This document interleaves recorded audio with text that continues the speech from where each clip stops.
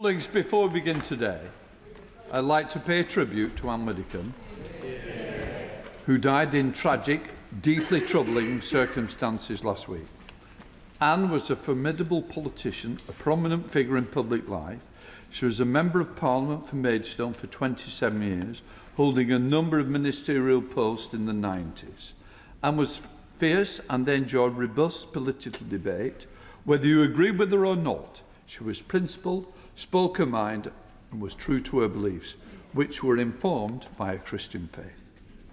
Anne was a close friend to David Amis, who was murdered in 2021, and both were fellow animal lovers. In light of the ongoing police investigation, I would urge members to take care not to say anything in this House that might prejudice a future trial. I will set up more on that advice of the Home Secretary's statement later. For now, we are thinking of Anne. But just say on a personal level, Casa Pizza in Lambeth, in Kennington, is where I spent a lot of time in the evening sharing a pizza with the one and only Anne Widdecombe. She was a friend in many ways. Politically, we may not agree, but she was, without doubt, a courageous, principled politician, and all of her flaws with family and her friends. Yeah.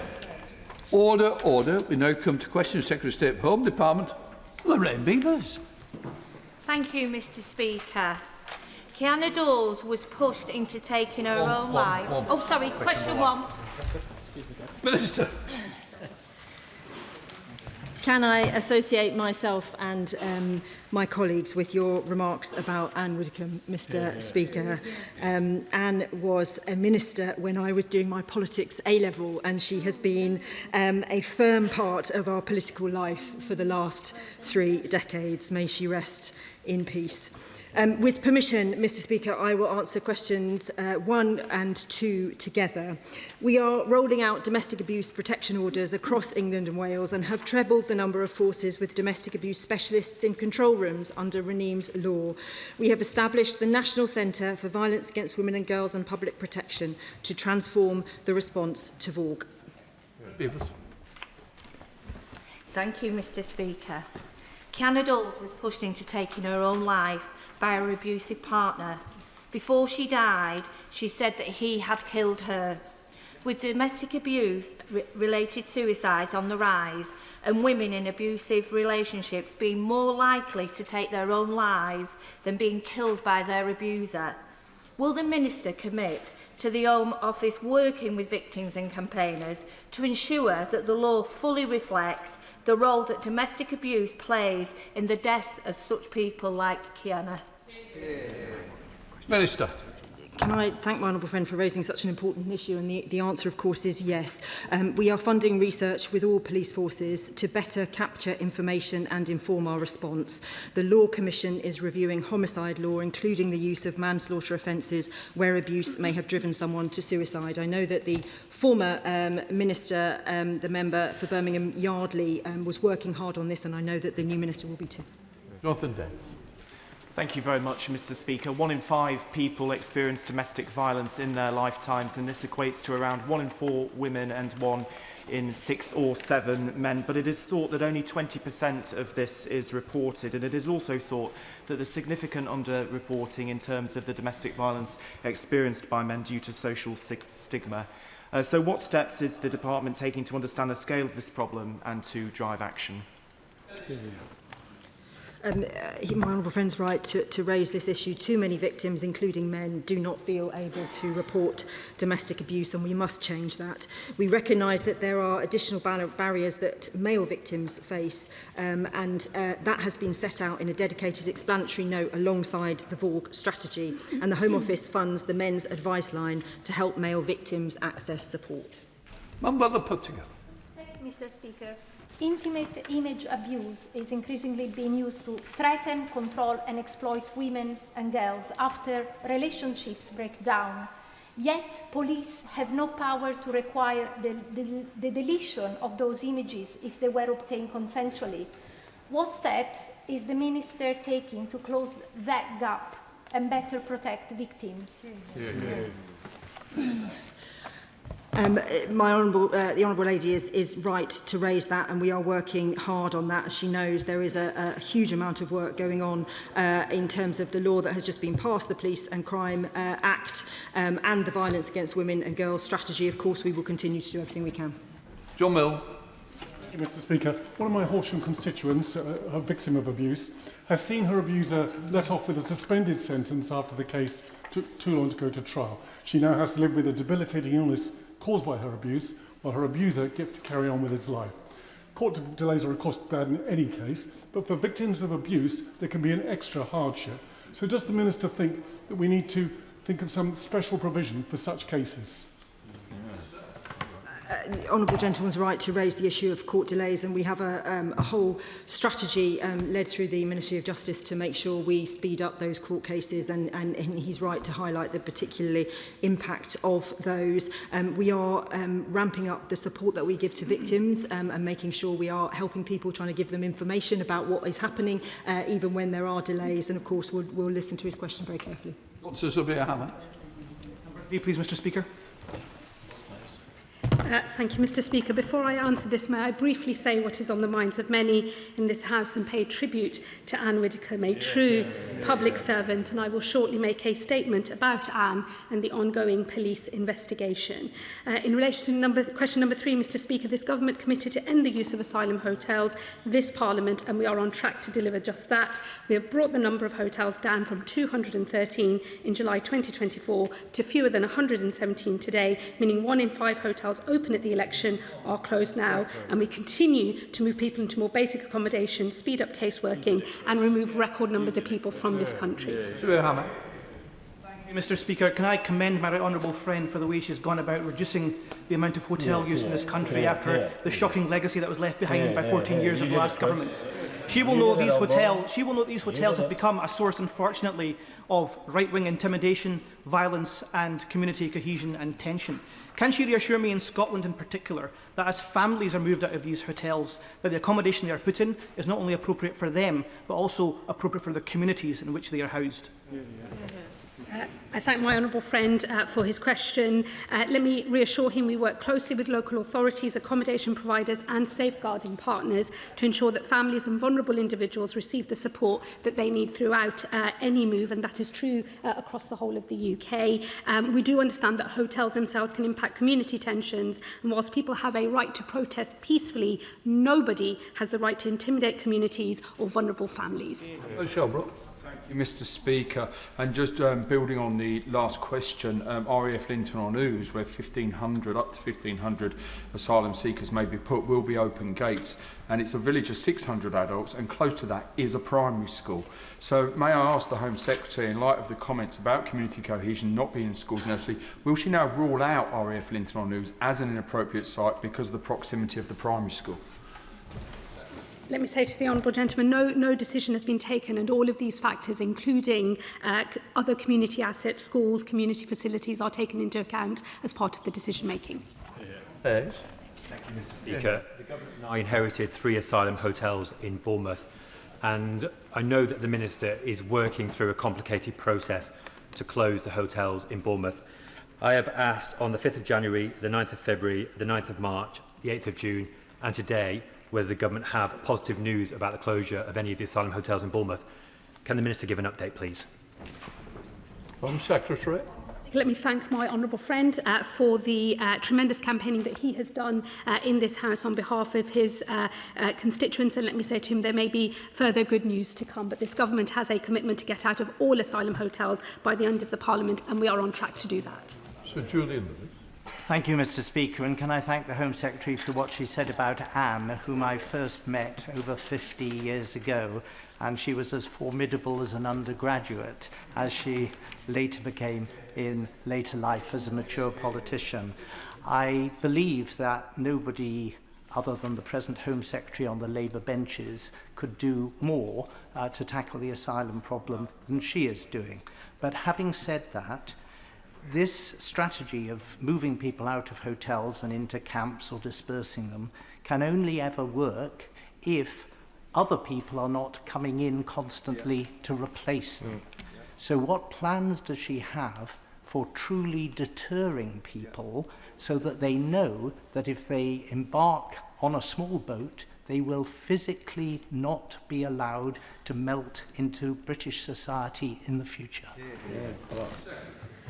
Well, I thank the honourable gentleman for his question. He's right that in order to deal with this problem effectively, we do also need to reduce the inflow of people coming across the channel. He will know we're debating a bill later today with measures designed to do just that, as well as the wider policy changes that I have announced since I have been Home Secretary, designed to change the calculation of those who are in the north of France looking to get on a boat to come to this country that way. I think he is signalling, of course, the Conservative Party's previous policy of the Rwanda scheme, which he will know we disagree with that as a deterrent, but we are working on all and every other measure in order to deter those people from making those journeys in the first place. Spokesperson Max Wilkinson.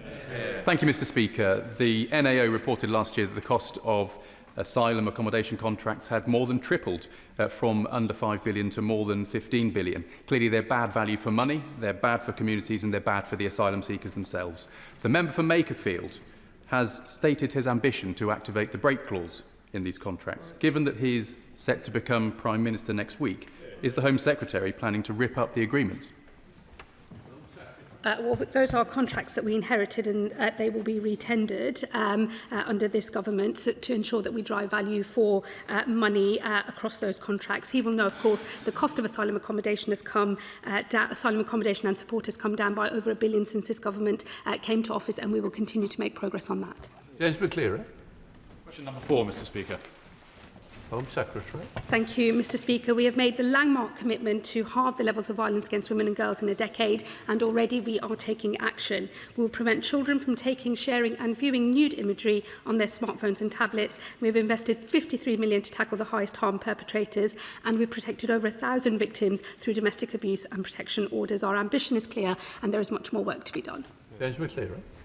Speaker, Sussex is in the grip of a crisis of violence against women and girls. In the county, only 3% of reported rape cases ever make it to trial. And for the few that ever get their day in court after distressing delays, just 53% see a conviction, which is 10% below the national average. It's therefore no surprise that so many women in the county have so little faith their abusers will ever see justice. Operation Soteria was launched in 2021 to overhaul how rape and other serious sexual offences are investigated and prosecuted, yet there appears to be little progress in Sussex. So can the Secretary of State update the House on the progress of Operation Soteria and set out what action she is taking to improve the investigation and prosecution of rape cases in Sussex? Thank you. Well, let me say firstly to the honourable gentleman that I do recognise that rape and sexual offences can have a devastating impact on victims, as can the process leading up to an investigation and hopefully a charge, and those rates are far too low. I'm happy to arrange a meeting for him with the policing minister to talk about the specific issues in Sussex, but all forces are implementing Operation Soteria, which is designed to support officers and prosecutors build the strongest case through tools, training and guidance. And I have, of course, also asked all forces across the whole of the country to implement specialist rape and sexual offences teams by the end of this Parliament. Thank you, Mr. Speaker. I've had a number of cases in my constituency where male perpetrators of domestic abuse use their partner's immigration status as a tool to control and abuse them. So women feel unable to report crimes of any kind because they're worried about their own immigration status. So could the Minister, the Home Secretary, outline what the Home Office are doing to protect women from this form of abuse? Here. Well, let me say to my honourable friend that no woman should be afraid of coming forward to report domestic abuse, regardless of either immigration status or indeed any other status in this country. And let me make very clear that they should do so unafraid as to the impact that that might have on their immigration status. We will support all victims of violence against women and girls, regardless of their status in this country. Chair of the Select Committee, Dame Karen Bradley. Thank you very much, Mr. Speaker. And can I associate myself with your and the Home Secretary's comments about Anne Widdecombe? She was a formidable human being and somebody that we all are thinking about very much at this time. Now, this week, in light of that news, the safety of politicians is something that we should all consider. And the Home Secretary may be aware of the situation of District Councillor in Staffordshire Moorland, Councillor Jill Salt, who has been the victim of sexualised AI images. Now, I don't agree with Councillor Salt on many things, but on this I stand in total solidarity with her. So will she join me in condemning the comments of Reform Councillor Dave Poole, who said that Councillor Salt needed to grow bigger balls in order to do the job? Let me say to the Honourable Lady, I think that those comments are a disgrace and that I would hope all members across this House, regardless of their party political persuasion, would take a unified stance on all instances of either violence against women and girls, threats, abuse, the creation of explicit sexual images, and indeed those that break the law as well. And let me say that message clearly from this dispatch box, and I hope it's one shared across the House. Christopher Vince. Thank you, Mr. Speaker. A report by the National Audit Office in January 2025 said that there was a lack of buy-in by other departments when it came to previous violence against women and girls strategy. We know that if we're going to tackle violence against women in my constituency of Harlow, but across the UK, we need to ensure that this is a cross-party work and that departments don't work in silos. So what is the Home Secretary doing to ensure that that is the case? Well, let me assure my honourable friend this is a cross-government strategy, cross-government commitment. It has been led by the Prime Minister himself directly, who has got government departments together to knock heads together and to make sure that everybody is equally committed. I'm sure that won't change, regardless of what may happen in the very near future. Let me assure him this remains a cross-government strategy, and I hope that it is one that does have support across parties as well. Shadow Minister Katie Lamb. Thank you, Mr. Speaker. And I would like, if I may, just to echo your tribute to a predecessor of mine, Anne Widdecombe. She was an exceptionally effective Member of Parliament, has been a really tough act to follow and is very fondly remembered in the Weald. On behalf of those of my constituents she served for decades, a role she fulfilled with outstanding dedication, I'd just like to say thank you. Last week, I met a group of victims and survivors of the most appalling sexual violence like Angela. It's not her real name, but Angela was first raped by her stepfather at the age of 8. He then sold her to men for sex to pay off his gambling debts. He was sentenced to just 10 years in prison and now, having served only 6, is being let out early by the government. My question to the Home Secretary is one that those women were asking. Why did they endure the years of pain and danger it took to have their abusers put in prison, only for this government to let them out again after such a short time?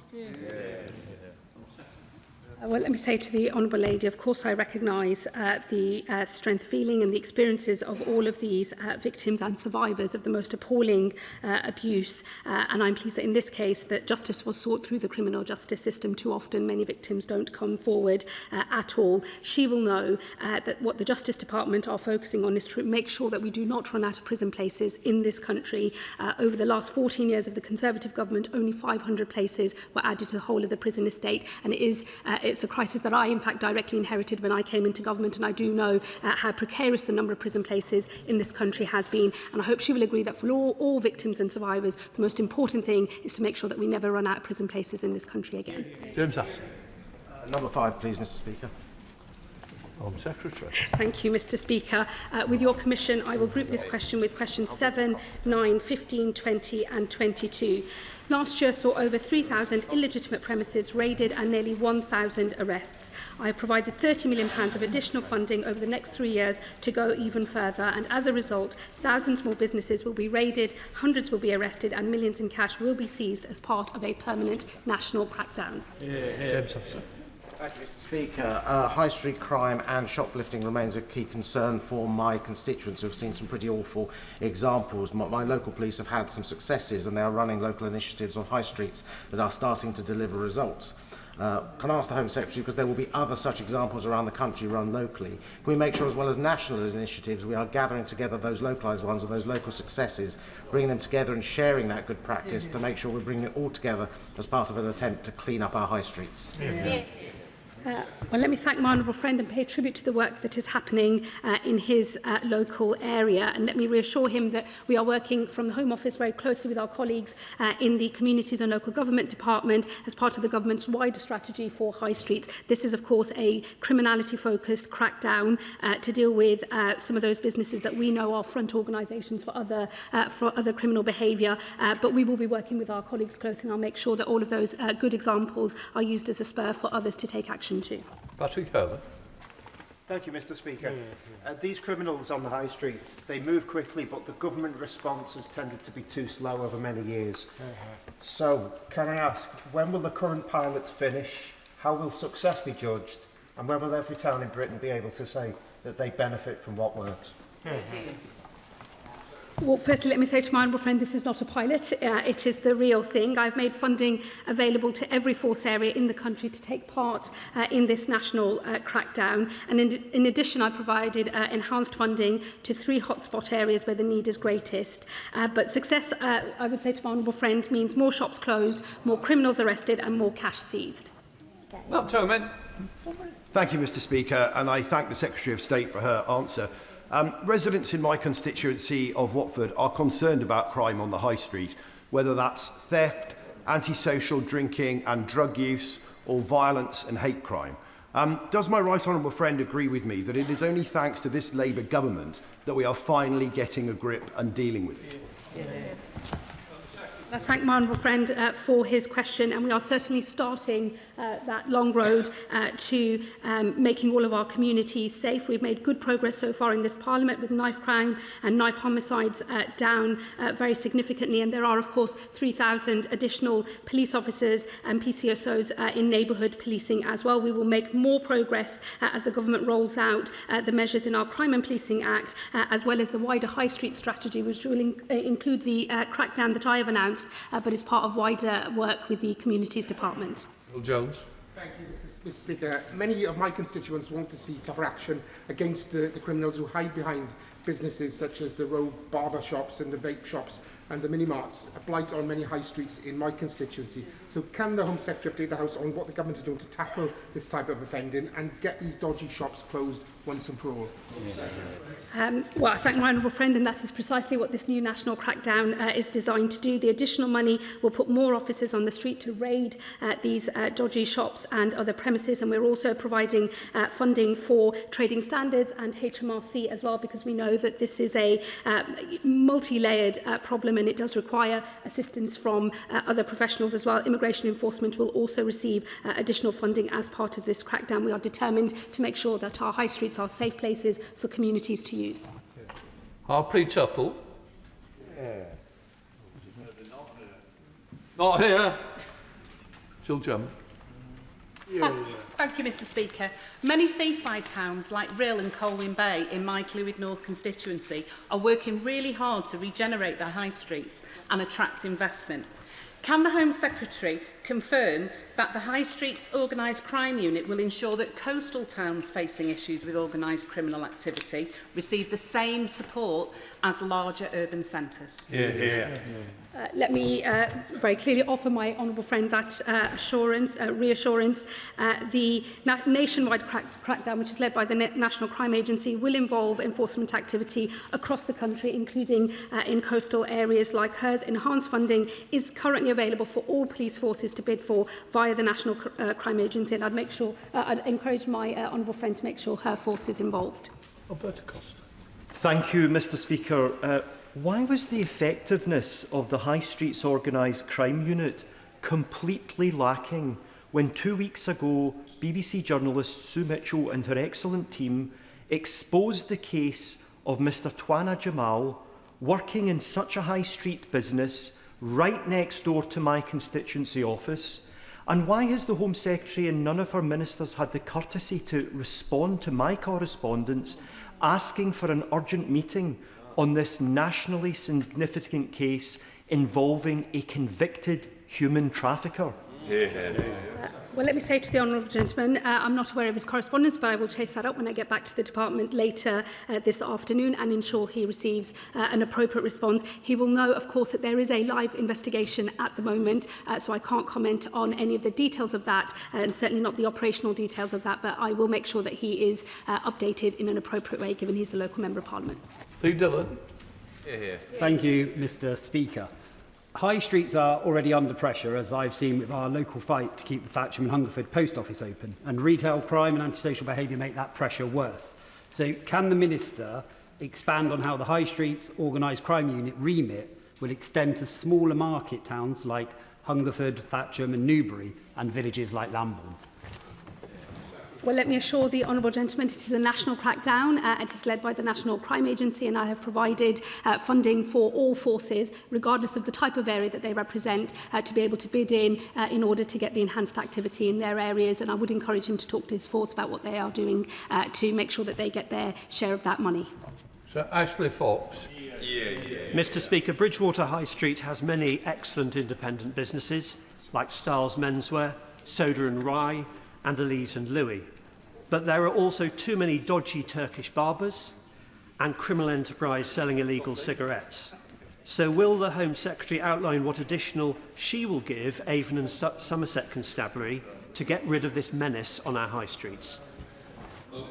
Well, let me say to the honourable gentleman, I recognise the strength of feeling across the House, and I feel it myself as a constituency member of Parliament when we see these premises open up and everyone in the local community knows that they're dodgy and that they're involved in all sorts of other criminality and are front businesses, and that is why I've announced this crackdown. It will apply across the country. The National Crime Agency will take the lead on that, and I would encourage his force also to think about how they might benefit from the funding that has been made available. Thank you, Mr. Speaker. The High Street Organised Crime Unit is a welcome step to take illegal vapes off our high street, but organised crime gangs are then moving with impunity online, where enforcement is a lot less rigid. So what is her department doing for stopping that it is such an easy thing to move from illegal trading on our high street to illegal trading online? Well, let me say to her firstly, I think she raises an important point about illegality online, and of course the government, the Home Office has an interest in that, but also other government departments, and we will continue to work with partners across government to make sure we're doing everything we can to clamp down on the platforms that enable illegality.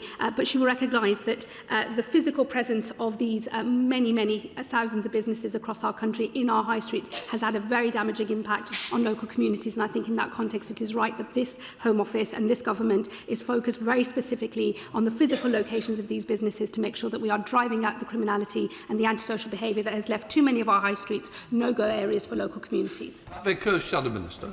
Thank you, Mr. Speaker. Dodgy vape shops are a scourge on our high streets, but even more horrifying are some of the people who run them. Touana Jamal, convicted in France and described as the godfather of people trafficking, has reportedly been found in Leicestershire running 2 vape shops. Does the Minister agree that this demonstrates the need for stronger powers to tackle rogue vape shops and organised crime? And if so, why has the government cut funding to regional organised crime units and opposed stronger closure powers for the police and local councils?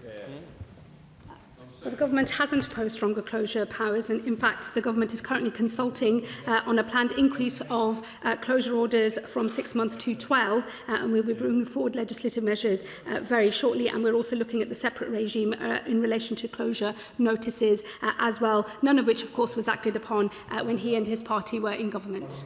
Bailey. With your permission, Mr. Speaker, I will group this response with question 16.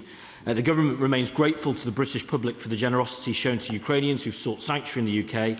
The Ukrainian scheme provides a substantial offer of support and demonstrates our commitment to the Ukrainian people. Government has been clear from the outset that this offer of sanctuary is temporary. That position has not changed. We continue to consider future arrangements for Ukrainians in the UK and will provide an update on longer-term arrangements in due course. Haley. Ukrainian constituent Artem is currently seeking to apply for a funded apprenticeship, having now been educated here in the UK. Despite his excellent credentials, he's being turned down for every single apprenticeship because his permission to remain expires in May 27, despite the fact that under the current Ukrainian resettlement scheme, he will be able to immediately apply for a 24-month extension. So does the Minister agree with me that this is both deeply unfair and a waste of talent and opportunity for young Ukrainian refugees who are seeking to rebuild their lives and contribute to our society? I am sad to hear of that case. Of course, the Honourable Lady does partially answer the question for me in the sense that what we have done in government is made sure that the extension period that Artem will be eligible for is a 24-month one to give greater certainty, yes, to individuals about their future, but employers and course leaders too to take a longer view in light of those opportunities available to Ukrainians in the UK. Wendy Jim. Thank you very much, Mr. Speaker. I echo the comments of my honourable friend. Can I take this from the other side, that this lack of certainty is actually challenging for those Ukrainians who are looking to return to Ukraine? My team are currently dealing with a situation where a family who are looking to go back to Ukraine are not being allowed to access the savings from their bank. Can we get some support and guidance to help people who are thinking about going back to be able to do so? Well, of course, when people do wish to move back, we would want to support that in any which way we can. I have to say the savings point is a new one to me, so if the Honourable Lady was to write, I'm sure we'd help in whatever way we can. Mr Murray. Thank you, Mr Speaker, and I draw your attention to my declaration of interest. There is some scepticism among the public about refugees, but despite the fact that twice as many people came to this country from Ukraine as crossed in small boats, there has been no public outcry, there is no public unrest. Does the Minister agree with me? That is because the public recognise that refugees who come here fairly, in a legal way and with proper support are absolutely welcomed by the British people. And what conclusions is the government drawing from that as they've created their new scheme around safe routes? The Honourable Member raises a very, very important issue here. I know from my own community where sometimes that immigration conversation is very difficult indeed, that those same people who raise frustration at the lack of order and control in the system as inherited from our predecessors were the same people who leaned into the Ukrainian scheme. Same people who've leaned into the Hong Kong BNO scheme, same people who've lent into the Afghan resettlement scheme and the Syrian scheme. The message I take from that is that when the British people see that systems are ordered and controlled, and that for those who get protection or those who need it, and we know who's coming, then they lean into it. And that, of course, is the spirit of our reforms to the system, and I hope the Honourable Gentleman, indeed all Honourable and Right Honourable Members, will support us in that venture with our legislation this evening. Lead picture. Mr Speaker, question number 8. Minister. The figure in the question represents the maximum number of animals expected to be used under licences granted in early 2026 for up to 5 years for the purpose of benefiting humans, animals or the environment. Animal use may only be authorised where no suitable alternative exists. The Government remains committed to accelerating the replacement of animals in science wherever possible. Lead picture. Thank you, Mr Speaker. The statistics published just last week showed that 2.54 million scientific procedures involving animals were carried out in Great Britain in 2025. This represents a decrease of just 4% compared to those in 2024, but a 9% increase in experiments on dogs and a 13% increase on those using monkeys. Does the Minister agree that greater urgency is needed to accelerate the phase-out of animal testing, and will she consider the merits of a clear long-term plan such as that set out in Herbie's law? Yes, I do agree that greater urgency is needed to accelerate the phase-out of animal testing, and I welcome, to that point, the Government's strategy, which was published and backed by £75 million to do just that. DCIT has committed to publishing clear timelines for specific actions, and I very much look forward to seeing them. Edward Murray. 10, please, Mr Speaker. Can I just take this opportunity, Mr Speaker, to pay tribute to PC Jess Turnbull, a PC who died in the line of duty just aged 18, and I attended her funeral along with other colleagues on Friday. It is a reminder, if any were needed, of the price that we ask of our police officers. This Government is providing an extra £2.4 million to defend the package of deliver the package of wellbeing measures set out in the Police Reform White Paper. This includes enhanced trauma support, improved occupational health provision and stronger leadership on wellbeing. Working with police partners, we will ensure officers and staff can access timely, effective support that is vital for our police workforce. Thank you, Mr Speaker. A police officer and constituent reported a senior colleague for sexual assault. Separately, she was domestically abused and raped by a partner. Her domestic abuser was arrested with bail conditions preventing contact, but in her trauma-induced state, she continued to instigate contact and was subjected to a police misconduct proceeding. Despite experiencing severe trauma, including a suicide attempt, evidence about her mental health and welfare was not considered. She will never be a police officer again. So what steps will the Minister take to ensure police forces adopt genuinely trauma-informed misconduct processes for officers who are victims of sexual assault, rape and domestic abuse?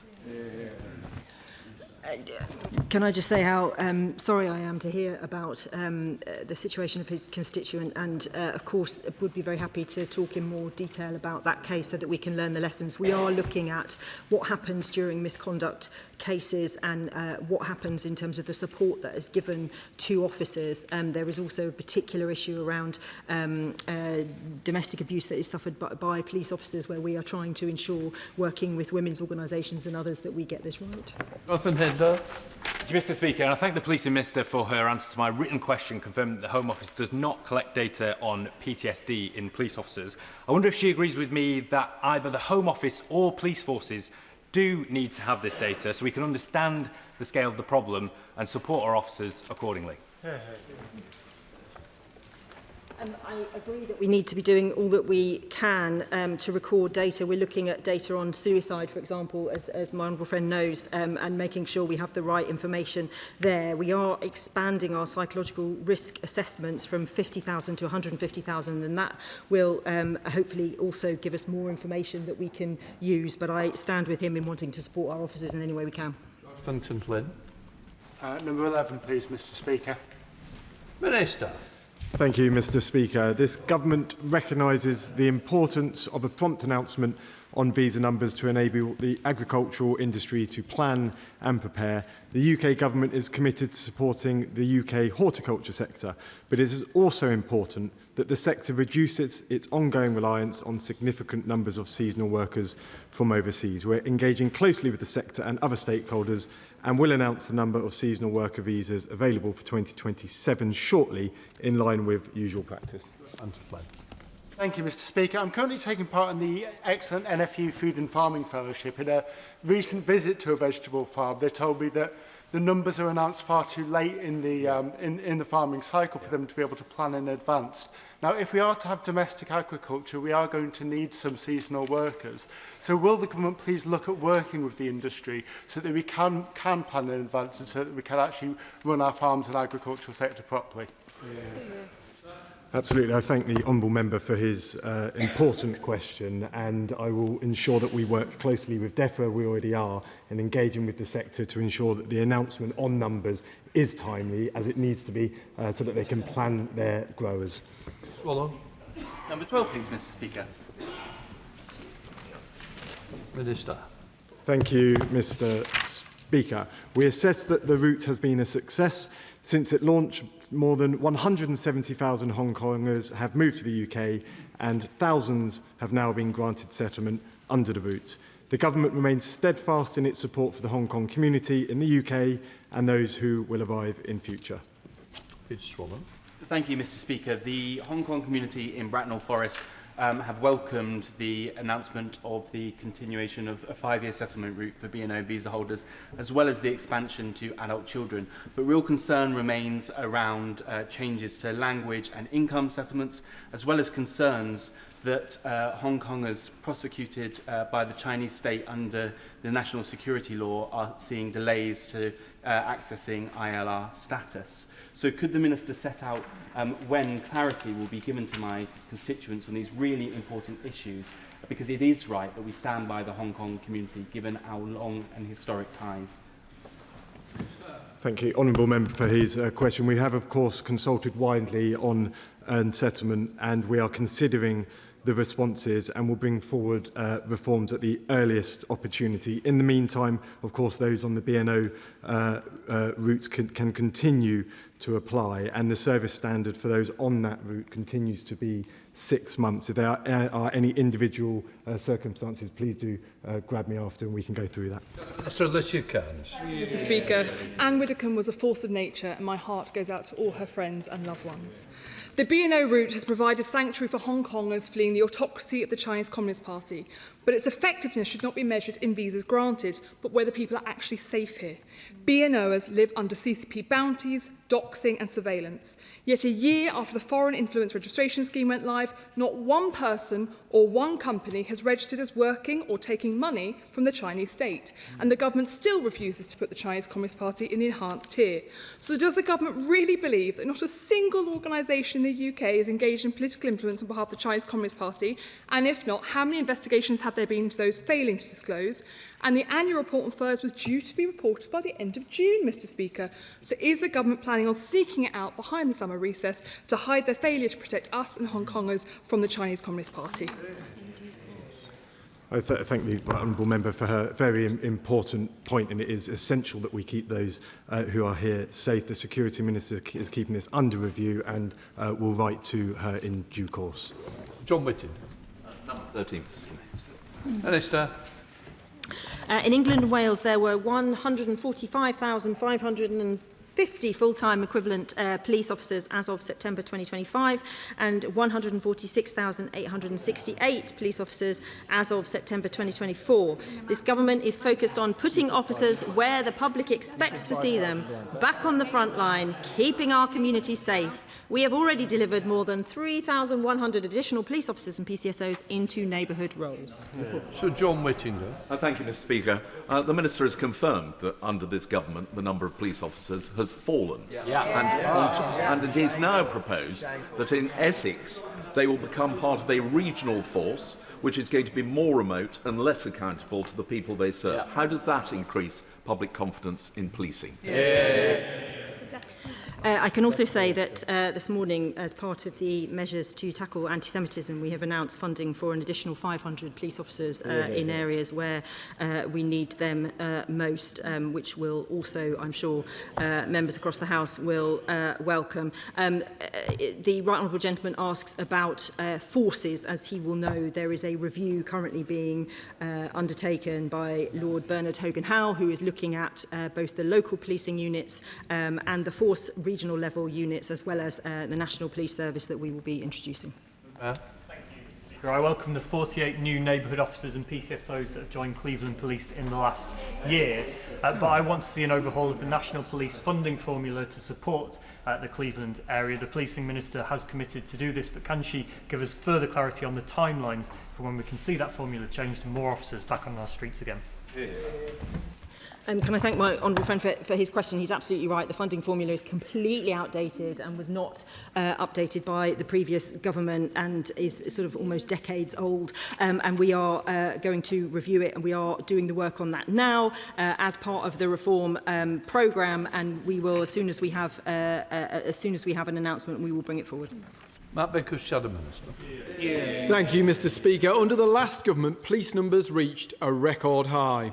Labour promised to increase police numbers, but instead we've seen them fall. As the Minister was forced to confirm, down 1,318 in the last year. Is the Minister doing anything to protect the number of officers in response policing so that when people ring 999 in their hour of need, they're not left waiting? As the Shadow Minister knows, and as we replay every time in this place, the previous government cut the number of police by 20,000. They then recruited 20,000 and they put 12,000 of them behind desks, which is not where the public want them to be. We have put 1,300 officers back onto our streets. We will put 13,000 of them back on our streets by the end of this Parliament. And a statistic to end this question, under the last 2 years of the previous government, shop theft rose by 60%. It has just fallen by 1%. We are turning the tide on the terrible crime that the previous government oversaw. Thank you, Mr Speaker. Number one. Secretary. This weekend, an event in Suffolk was due to be attended by over 10,000 Muslims. Instead, it ended early because the police had become aware of a credible threat to the lives of those present. They acted with speed and skill, and I thank Suffolk Police, Counter-Terrorism Policing and the organisers for their swift and effective response. Thanks to their actions, those attending the UK Ijtima in Barham were kept safe. 12 individuals have now been arrested as part of an investigation led by Counter-Terrorism Police, which they describe as extreme right-wing terrorism related. This investigation is at an early stage and we must give them space to pursue their lines of inquiry, and I know the police will provide further updates. But let me say, we must all stand united against hatred. The actions of a minority are not who we really are as a country, and we should never be defined by those who plot violence against their fellow countrymen and women. Mr. Speaker, given the reports in the press of yet another U-turn being forced on the government by the revolting backbenchers, does the Minister still believe that the qualifying period for indefinite leave to remain should be increased from 5 years to 10? Well, let me tell him it has been settled government policy since last summer, in fact, that the qualifying period will rise from 5 years to 10. The government is consulting on what transitional arrangements may be needed, and we will come forward with settled policy later this year. Speaker, during a coffee morning on the Sherborne estate in Crewe, I spoke with several residents who described persistent and distressing levels of antisocial behaviour in our community, including residents having eggs thrown at their properties. Can the Minister set out what steps are being taken to ensure that antisocial behaviour is dealt with robustly in places like the Sherborne estate? I understand my honourable friend went door to door talking to people about these issues, and I appreciate his efforts in doing that. Our Crime and Policing Act is delivering new and enhanced powers to tackle antisocial behaviour. Respect orders will bear down on relentless ASB offenders, and we have ensured that every police force in England and Wales had a dedicated ASB lead and a local action plan to crack down on these thugs. Home Secretary Criswell. Thank you, Mr. Speaker. I join you in paying tribute to Anne Widdecombe. She was a formidable campaigner who served with huge integrity. She will be missed. And I know the whole House supports the police in delivering justice for Anne. Reports today suggest the Home Secretary and the new Prime Minister plan to capitulate to some of their open border MPs on the government's own ILR plans. Previously, the Home Secretary was clear. The changes will apply to those in the country already. Can she now repeat that pledge? Or is the Prime Minister doing his first U-turn before he's even entered Downing Street? Is rather desperate, Mr. Speaker, there from the Shadow Home Secretary. He knows that the position is exactly as was set out in the consultation which was published by this government, where we have consulted on transitional arrangements for those who are already in country. It is settled policy that the qualifying period will rise from 5 years to 10. It is the implementation of that that is being consulted upon, and we will have settled policy later this year. Well, it's not quite as clear as she was previously. Mr. Speaker, vile rapist Shabir Ahmed must be deported back to Pakistan along with all eligible rape gang perpetrators. Separately, survivors like Fiona Goddard have said they are terrified at the prospect of rape gang perpetrators being released early from prison in the coming weeks. So will the first Home Secretary firstly bring forward emergency legislation to ensure Ahmed can be deported? And secondly, will she urgently make the changes needed to ensure that no rapists will ever be eligible under the government's expanded early release scheme? Well, let me say to the Shadow Home Secretary, firstly, he knows that the issues in relation to Shabir Ahmed and his deportation from this country are exactly the same as his government faced when they were in power. There is both a legal challenge as well as a practical one. I will be dealing with the legal issues later today, Mr. Speaker, when we have our debate on the immigration bill, and the government's work on the practical hurdles to deportation continues between myself and the Foreign Secretary and others in government as well. And let me just say to him on releases from prisons, it is his government that allowed the situation in our prisons to get to a dangerous level. We all but ran out of prison places under his government, and under this government we will never run out of prison places again.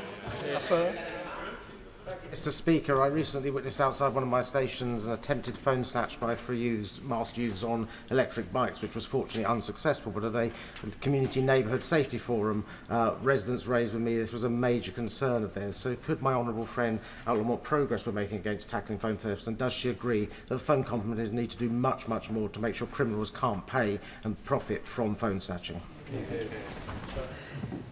He's absolutely right, and Op Reckoning is delivering the Met's largest ever enforcement response to phone theft. And in the 12 months to May, phone theft in London fell by 18% on the previous year, and it was pretty much halved in the West End, where we see most of that occur. He's right that phone companies need to do more, and if phone theft doesn't continue to fall, we will take further action. Liberal Democrat spokesperson.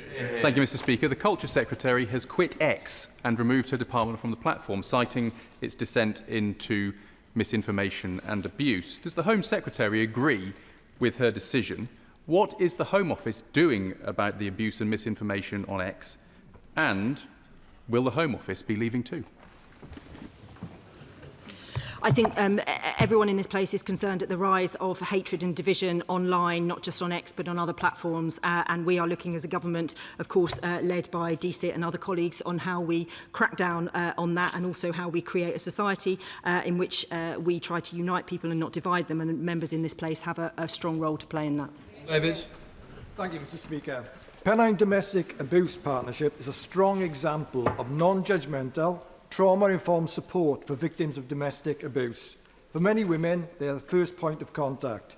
However, for others, the emergency services are the first to respond. So would the Minister clarify what steps can be taken to ensure that this non-judgmental, victim-centred approach is consistently reflected in the police's engagement with victims?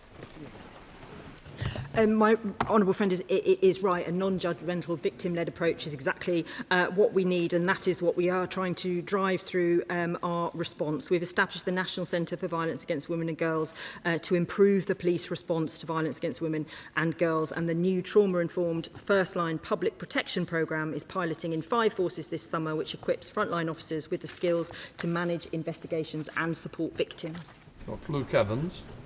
Thank you, Mr. Speaker. Now, the Home Secretary is boasting about the fact that hotel asylum seekers' numbers are being reduced, but of course they're being moved into HMOs, and the government won't produce the actual figures of how many are going into HMOs, which means places like Hinckley and Bosworth are getting more HMOs. So will the government commit to produce the data to show exactly where people are being moved from and to, so we can see it specifically around HMOs, because it is not in the data and has not been released in the quarterly data? I'd be grateful for an answer.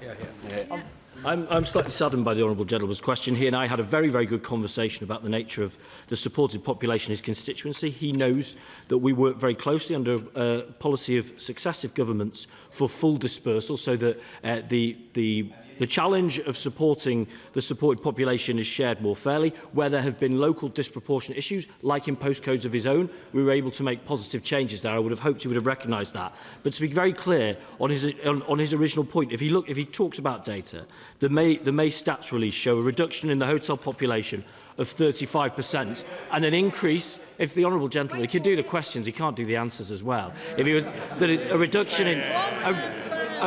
in 35% in hotel population and an increase in the supported population of less than 1%. Even he can do those maths. Peter Prinsley. Thank you, Mr. Speaker. So on Friday, I met with Barnham Parish Council in my constituency and the head teacher, Amy, of the adjacent primary school. They raised concerns about the proposed accommodation of large numbers of asylum seekers at RAF Barnham. They worry about community cohesion, particularly if large numbers of young men are to be transported into neighbouring towns and villages without access to supervised constructive activity. So will the Minister outline what material steps will be taken to address this problem? I'm grateful to the Honourable Friend for that question. I would stress, as my right Honourable Friend, the Home Secretary, said, that no decision has been taken in respect of this site, and suitability assessments continued. We're engaging with relevant local authorities, health partners, police forces and other partners to minimise the impact on local services and communities in exactly the way that the Honourable Gentleman speaks. Kieran Mullen. Can I begin by thanking Madam Deputy Speaker for securing a meeting with the Minister with local MPs, councillors and residents of Crowborough, where the Minister heard for himself directly reports of illegal working, groups of young men drinking on the street and the smuggling of alcohol onto the site. If the government is going to force this camp on people, the very least it can do is to ensure that people there play by the rules.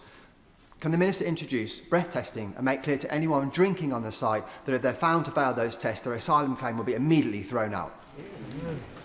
Grateful to the Honourable Gentleman both for the question and for his time, and for Madam Deputy Speaker's time in advocacy, and indeed local councillors.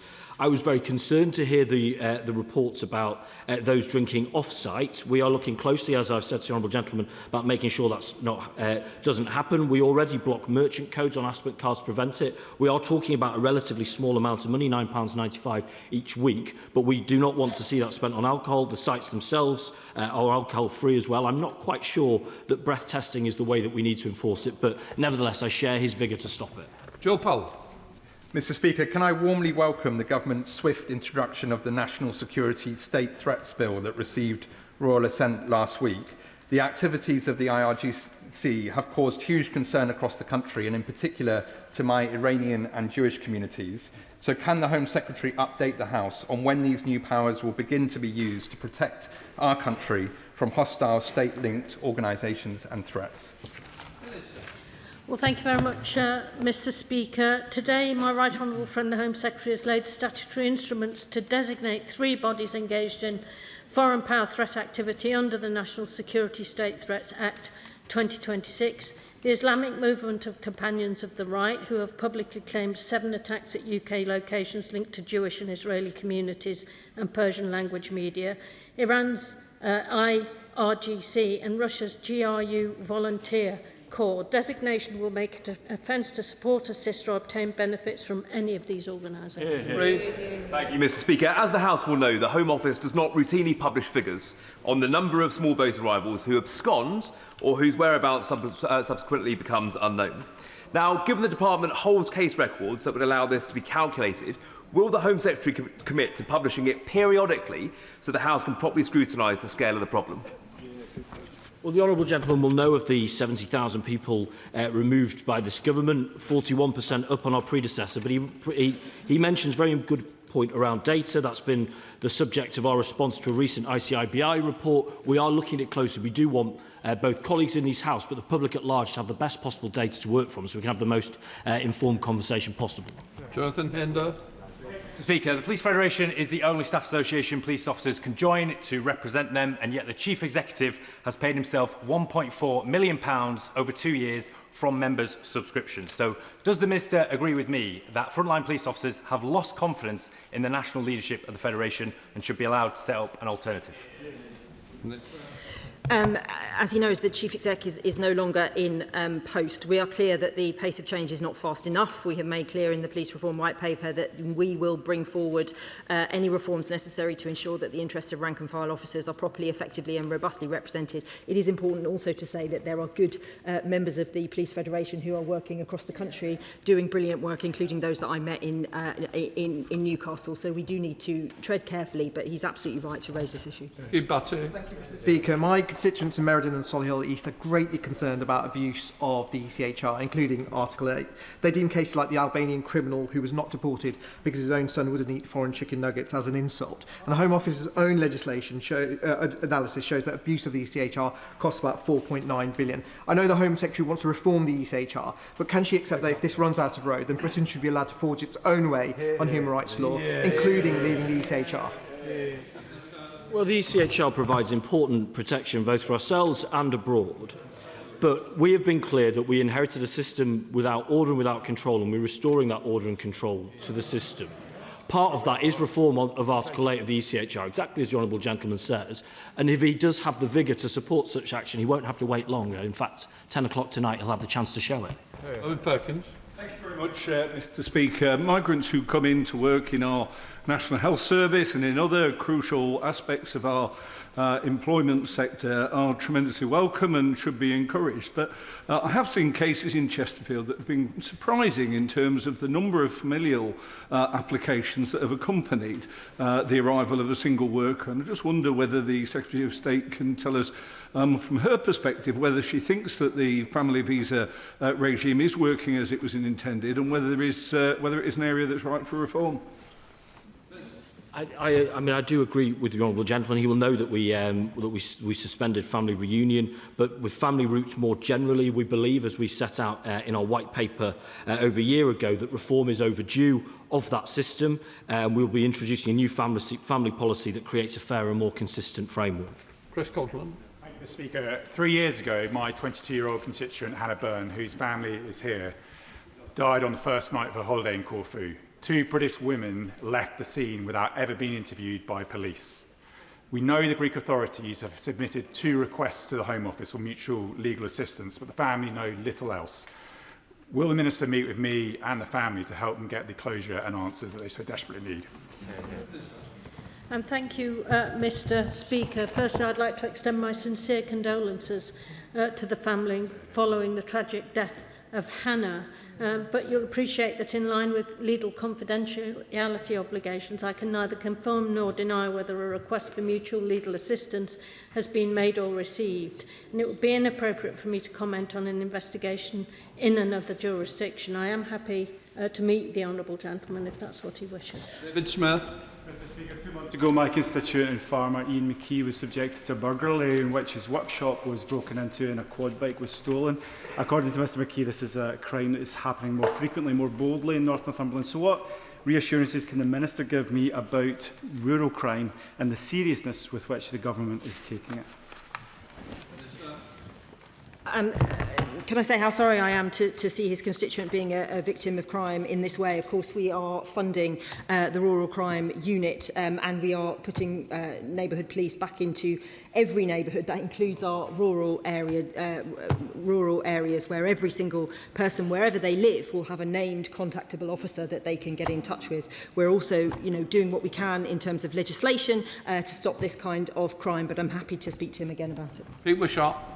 Speaker, there was some truly shocking and appalling scenes in Glasgow last week, fuelled by misinformation about the accommodation of asylum seekers. People were harassed in their own homes and roads were blocked.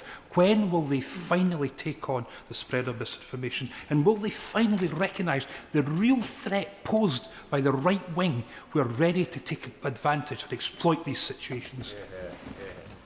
I mean, we recognise that threat. We monitor hundreds of protests a year. In a democracy, people have to be able to make their case, but that should never tip into harassment, abuse, or the type of disruption that the honourable gentleman talks about. Our job is firstly to fix the system, and I hope he will support us tonight in this venture, but we are very clear we will not accept harassment, intimidation, or any other type of prejudice.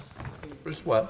Thank you, Mr. Speaker. Over the last 2 years, I've led the charge to ask for our Asylum Hotel to be closed. Last week, the final family and individuals left the hotel. Thousands have joined me in calling on Britannia to finally refurbish the Metropole Hotel, which is a massive eyesore on our Golden Mile. So will the Minister join me and thousands of residents in Blackpool calling on Britannia to put the hand in the pocket and finally restore this golden crown jewel on our seafront? Well, Mr. Speaker, like many honourable and right honourable members, I've got very, very fond memories, childhood and adulthood, of Blackpool. And I'm glad to see the Metropole being back on the journey to its proper purpose, because I know that it's a crucial part of the Golden Mile. I'm not sure it's within my ministerial remit to direct refurbishments of hotels. Nevertheless, I want it to be the best possible asset for his community, and I've offered to come with him to help promote the local economy in order to ensure that it is. I thank the Home Secretary and welcome the Government's decision to move to prescribe the IRGC.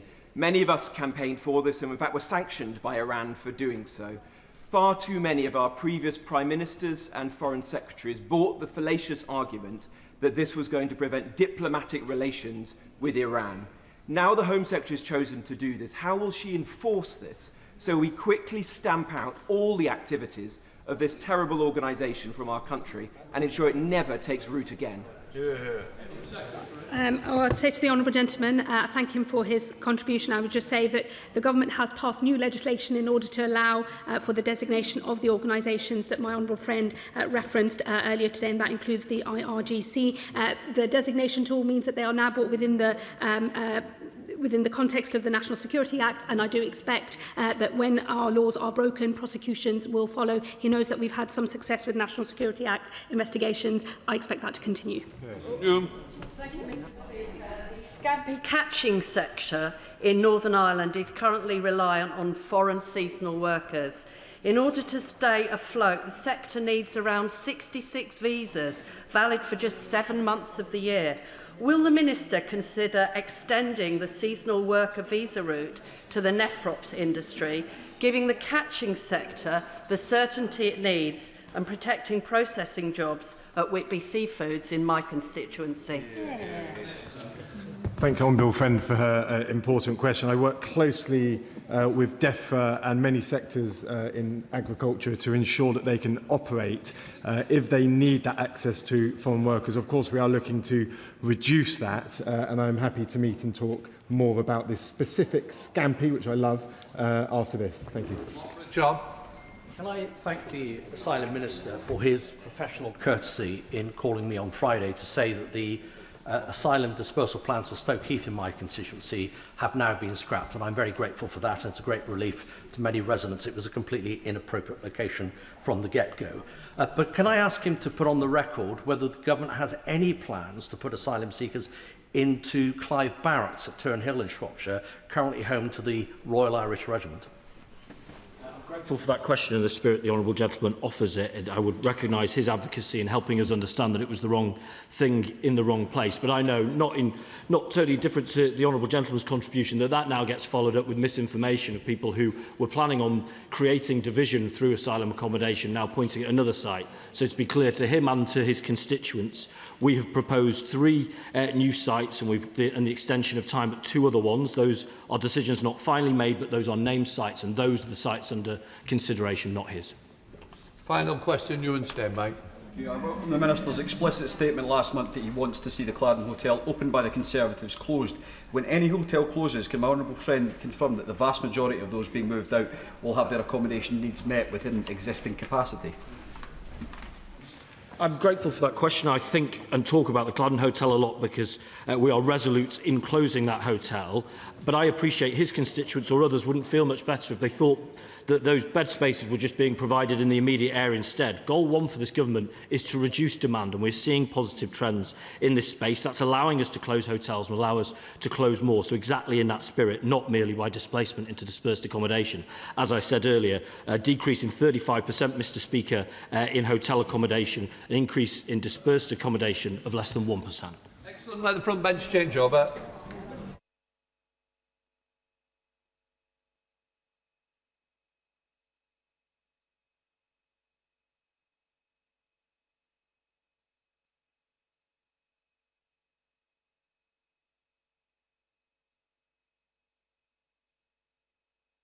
Question, Sir James Cleverly.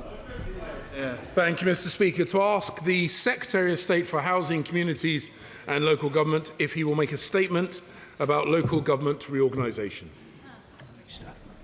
Thank you, Mr Speaker. And I'd like to thank the right honourable gentleman for his question. Nearly 21 million people in our country are served by complex 2-tier structures that divide responsibilities, slow down decisions, duplicate costs and blur accountability. Sure. The government's aim on local government reorganisation is clearer structures, stronger councils, quicker decisions, more homes and better services. We have set out the timetable. We are on track, and this includes making announcements on the remaining areas this week. My officials have written to councils to confirm the announcement will take place this week, and I am pleased at the progress made so far, with unitary councils for 5 areas announced and elections held in Surrey. Structural changes orders are being brought forward as planned, and we are on track for new councils to go live in April 2028. £63 million worth of funding is available to support transition costs, which we are paying directly to councils. Each new council will receive at least £900,000. This is the first time funding has been made available by central government for this purpose, because we need to get these reforms right. Local government reorganisation offers an opportunity for our communities to give local leaders the funding, powers and capacity to grow economies, build the homes their communities need, create better public services, improving the lives of the people we serve. And I thank the right honourable gentleman for the opportunity to set that out. Sir James. Thank you, Mr Speaker. We've all watched this particular film before. The Secretary of State, who once again scurries away to avoid scrutiny, tried to cancel local elections. And he was caught putting his thumb on the scales and was forced into an embarrassing climb down that cost time, it cost money, and it undermined confidence in politics and local government. And he's setting about the biggest reorganisation of local government in more than half a century, and is doing so with no mandate for a change of this scale. And now ministers appear to be desperate to avoid scrutiny by announcing these decisions on the final day of sitting before the House rises for summer recess, a pattern that we have seen before. And the minister insists that these new shadow authorities, the elections for shadow authorities will take place next year. But we also heard that the elections for county mayors was going to happen of May of this year. And spoiler alert, Mr. Speaker, they didn't happen. They didn't happen. In many areas, there is still no agreed authority boundaries, no ward boundaries, no legislative timetable. How are councils, candidates and electors supposed to prepare for elections without these key details? And, Mr. Speaker, why is it that Labour councillors are allowed to redraw the boundaries of the very authorities that they hope to represent before any independent review by the Local Government Boundary Commission? And if this process is not about narrow party political advantage, why were Labour MPs and councillors briefed before this House was? If the elections are to happen next year, the government must bring forward the necessary legislation before the House rises. And so I ask that the government breaks with tradition and is open and transparent, avoids diktat from the centre, or is it really the legacy of the Secretary of State to leave things in such a shambles? Thank you, Mr. Speaker, and I thank the right honourable gentleman for his question. He said I was desperate to avoid scrutiny. I'm a minister too. I can answer. I'm sure the Secretary of State would agree with me that I have answered a number of Westminster Hall debates on this issue, and we've had debates upstairs on SIs too, and that's absolutely right. Members in this House will have an opportunity to question the government and put their views forward, and they have done already in Westminster Hall debates and on other occasions. And I don't know if the right honourable gentleman missed the point that I said that we are going to make announcements on the remaining areas this week. So I would simply ask him, well, the day will be decided by the usual channels, and I wouldn't deem to presume decisions taken by the usual channels and by the Speaker. But I would simply say to the right honourable gentleman, if he just has a little patience, then he can give me another go at this when I make the announcement very soon. And just tell the House there's no point taking everybody. It's going to be a short brief because we're going to do it all on Thursday when we'll have all the facts before us. If I'd been told earlier, this wouldn't have happened. So there we are. So let's go to the Chair of the Select Committee, Florence Session-Lomé. Thank you, Mr. Speaker, and I pay tribute to the right honourable member for Braintree for securing this urgent question. The reality is LGR is very complex and involving so many different councils, over 200 councils and services, and delivering services to millions of residents right across the country. And I know that my honourable friend, the Minister, is very able and capable, but there are real concerns being raised by local government. Is she aware of the concerns and comments from the new chair of the LGA, Councillor Eamon O'Brien, where he said that the LGA have previously not taken a position on LGR, but they are hearing from councils about real delivery concerns. This is an area that we've looked at on the Select Committee, where we've raised issues around standards across the housing sector to deliver measures, right measures like the Renters' Rights Act and enforcement. And the LGA raised 6 concerns about these reforms are trying to do too much too quickly with too little. And this poses a real challenge for the vital services that councils and residents need. So can the Minister ensure that the concerns of the LGA are being heard across government and that reorganisation will never take resources away from those critical frontline services, including adult social care, children's social care, that so many of our residents rely on? Thank you, Mr. Speaker, and I thank the Chair of the Select Committee for her very important contribution.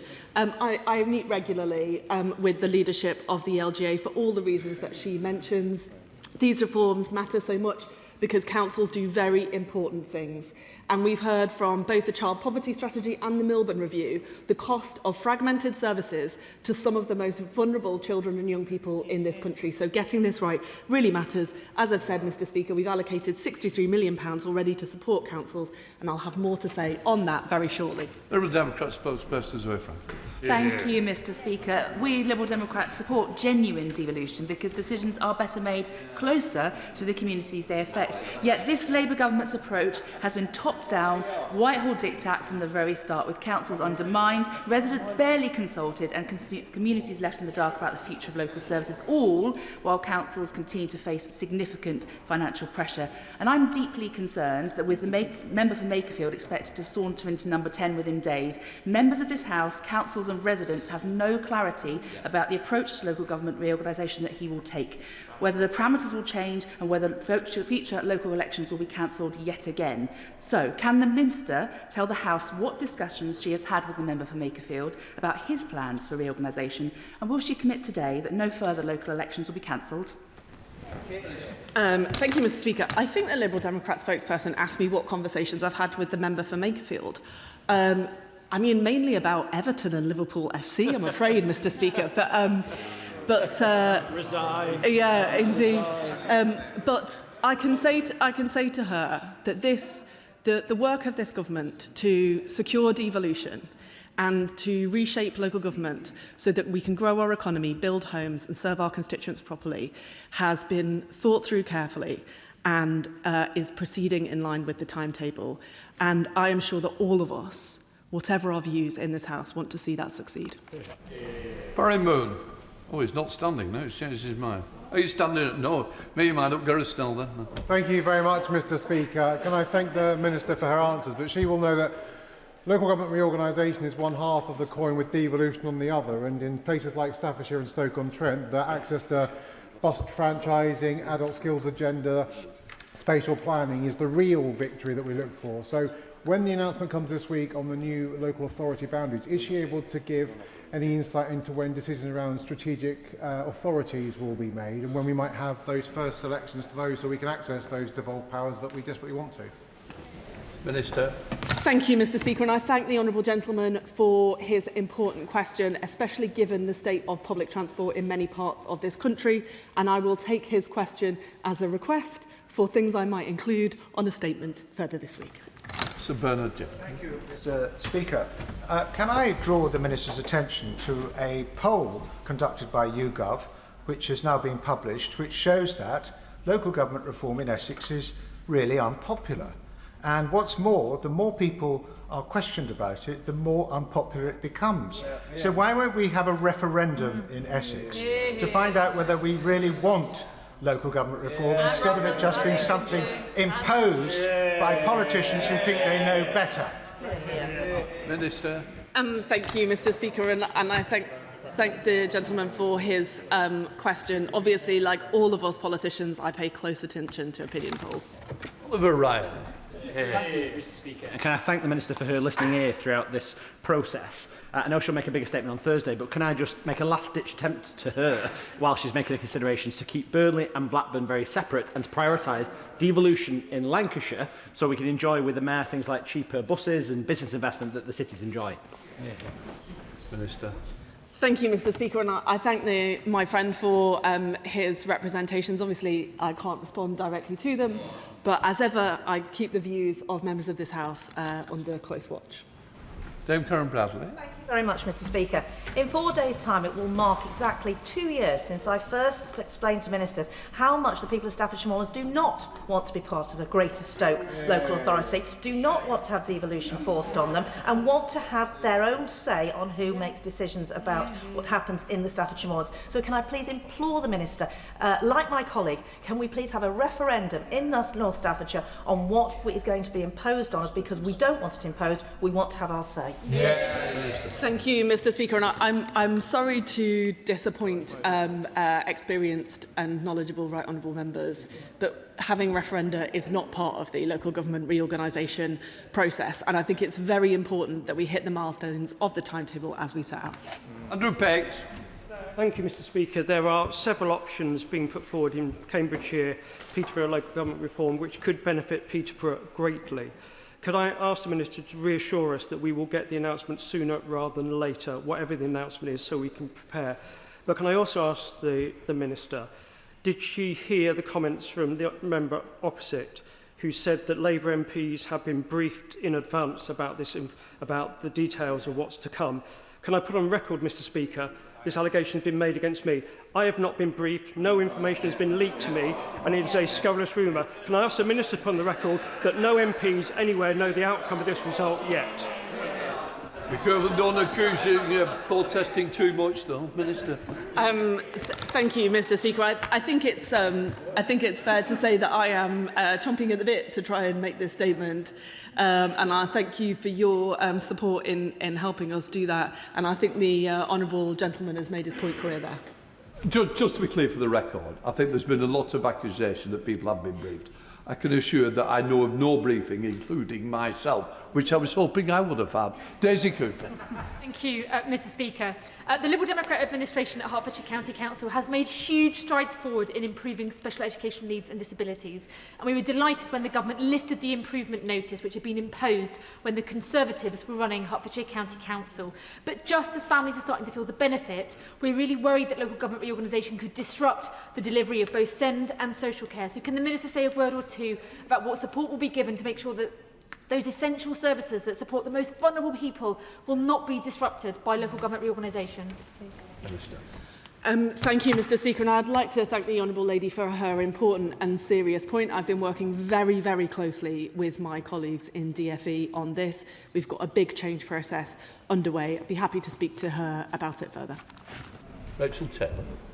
Mr. Speaker, and I really welcome the Minister's reassurance that an announcement will be made this week. There's been two proposals put forward for reorganisation in Warwickshire, and I, like my honourable friend, would also like to put on record my support for the two Warwickshire proposal, because it most accurately reflects how people consider services. But could she also say that the only people who seem to support the one Warwickshire solution are the Reform administration in Warwickshire that have failed to improve services on potholes, on buses, on SEND or on children's services. And therefore the people in my constituency of North Warwickshire and Bedworth will really welcome elections taking place in accordance with the schedule. Thank you, Mr. Speaker, and I thank my friend for her contribution. She will understand that until we've made the announcement, there's little I can do to respond to the point that she has made. But I would just say, councils deliver very important public services. That's why we're introducing the local outcomes framework, so that we can see transparently what councils deliver and what they don't.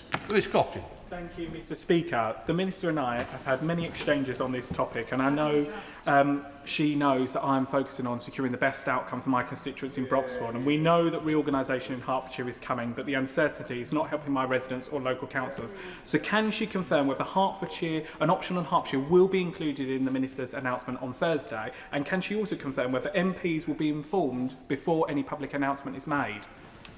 Minister. Thank you, Mr. Speaker, and I thank the honourable gentleman for the many exchanges that we have had, and I know that he just wants the best for his constituents, as we all do. Perhaps it might help the House, Mr. Speaker, just to explain that the process that we go through is to provide members of Parliament in affected areas with a short briefing before the announcement is made. That's done for all members of Parliament. That's how the process has happened to date, and that will be my anticipation as and when I am able to make the statement, and then we'll be able to talk more openly once that decision is in the public domain. We'll go. Thank you, Mr. Speaker. Does the Minister believe, as I do, that if this is done correctly, this has the opportunity not just to reshape local government so that it's fit for the 21st century, but also can help us secure much-needed economic growth? Minister. Thank you, Mr. Speaker, and I'd like to thank my friend for Banbury for that really, really important point. This is not just about constitutional niceties or the importance of councils, crucial though they are, to government in this country. This is also about having the right size of authority to grow our towns and cities and to give young people and everybody in this country the opportunities they deserve. Richard Tice. Thank you, Mr. Speaker. In a week's time, we will have a new unelected Prime Minister, the Member of Parliament for Makerfield. Can the Minister confirm whether this honourable member, whether he supports this local government reorganisation, or is he going to reorganise the reorganisation? Thank you, Mr. Speaker. Last time I checked, the MP for Makerfield had in fact been elected. Adam Jogi. Much, Mr. Speaker. The Minister will know the strength of feeling in Newcastle and Lyme in support of a Newcastle-only unitary. Can I ask her to confirm that members of this House have not been told about any proposed boundaries or confirmed plans? It beggars belief that apparently some members of the LJ have been notified of some confirmed proposals before this House. And what steps will the Minister take to ensure that local identity, civic heritage and a sense of community will be protected? And in my view, we should support local communities like mine to establish town councils to do just that. Yeah. Minister. Thank you, Mr. Speaker, and I thank my friend for his question. I've set out the process by which this House will be updated on the decisions, but if the honourable member has evidence of anything else that he's concerned about, he may well write to me if he wants to share that information directly. Dame Harriet Bowen. Thank you very much, Mr. Speaker. In recent weeks in West Worcestershire, I've met with local police, and the Police and Crime Commissioner is being abolished and they're being reorganised. I've met with the local health commissioners, they're being reorganised, and Health Watch is being abolished. And then with district councillors, they're being abolished and their ability to make determinations on planning applications have been taken away. Can the Minister explain how any of this, throwing everything up in the air, is actually going to help my constituents, in particular the most vulnerable? Well said. Minister. Thank you, Mr. Speaker, and I thank the right honourable lady for her question. The approach we are taking is to put power in the hands of people and communities so that they can take decisions for themselves, because all the evidence is if people with skin in the game take the decisions, you get better decisions, you get growth, and you get better public services. Murphy. Thank you, Mr. Speaker. I'd like to add to my honourable friend, the member for North Warwickshire and Bedworth's list of people who support a single unitary for Warwickshire, to include me as the MP for Rugby and also the political parties at Rugby Borough Council and at Warwickshire County Council.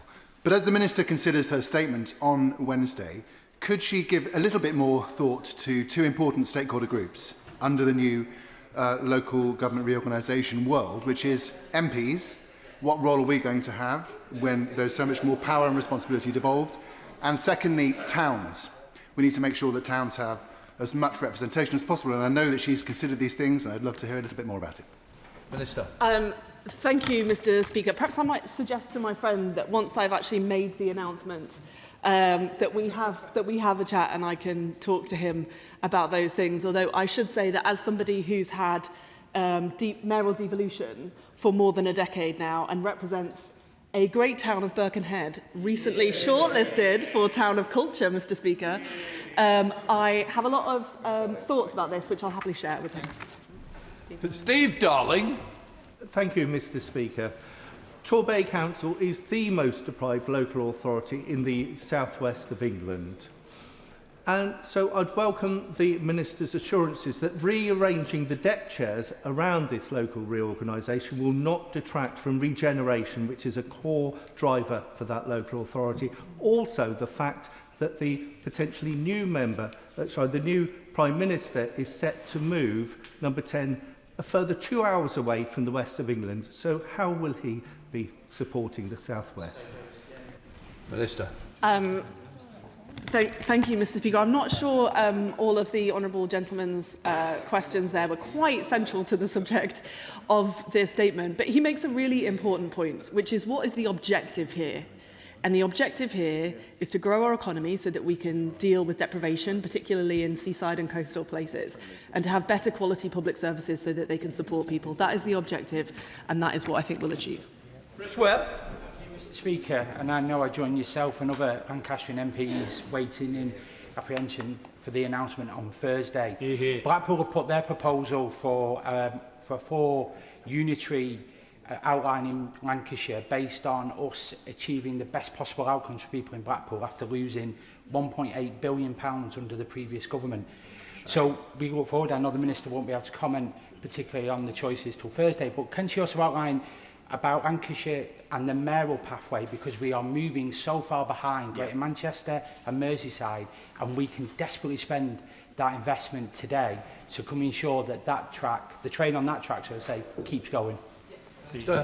Thank you, Mr. Speaker. And as a fellow North West MP and fan of Blackpool, I would say to him that he's absolutely right. That's why we need to stick to the timetable. That's why we need to get on with this, so that we can invest in Lancashire, in Blackpool and everywhere else. Sir Julian. I'd like to think that if this Minister was Secretary of State, we wouldn't be in a situation where 23,000 people were signing an online petition protesting against the carve-up of the New Forest in this local government reorganisation. But can she tell me, is there any truth in the report in the Times on the 18th of June that said that the Secretary of State, in the case, I believe, of Essex County Council, had overruled professional advice from civil servants in 3 separate government departments to impose a gerrymandered solution on that county council as well? Absolutely, Minister. Thank you, Mr. Speaker, and I thank the right honourable gentleman for his question. I'm sorry to say that I have not seen that report in the Times, but I would be very happy to write to him with a response to his question. Lou Murphy. Thank you, Mr. Speaker, and apologies for not paying full attention earlier. I thank the Minister for her response to the urgent question. Can she confirm that ministers will be considering representations from councillors and MPs around the interim warding arrangements? There is some concern in Basingstoke and across North Hampshire that urban areas could be disadvantaged by a fewer number of councillors proposed. So will she be considering those representations? Minister. Thank you, Mr. Speaker. Yes, we'll consider representations from all of the stakeholders to this process. Des Brownfellow. Thank you, Mr. Speaker. Most areas that will have local elections next year know what their local authority boundary is going to look like, but for residents in West Sussex, they're still completely in the dark. And for my residents, specifically in Bursted and Pagham, they're really worried that they're going to be put into a coastal authority that risks being bankrupt on day one. So when the Minister comes to the House on Thursday, will she lay out how that deficit is going to be plugged, a potentially £45 million deficit for a coastal authority in West Sussex? And will she also rule out using one authority to pay for the deficit of the other? Thank you, Mr. Speaker, and I take the honourable lady's question as a kind of pre-alert to what she would like to know on Thursday, which is helpful, and I thank her for it.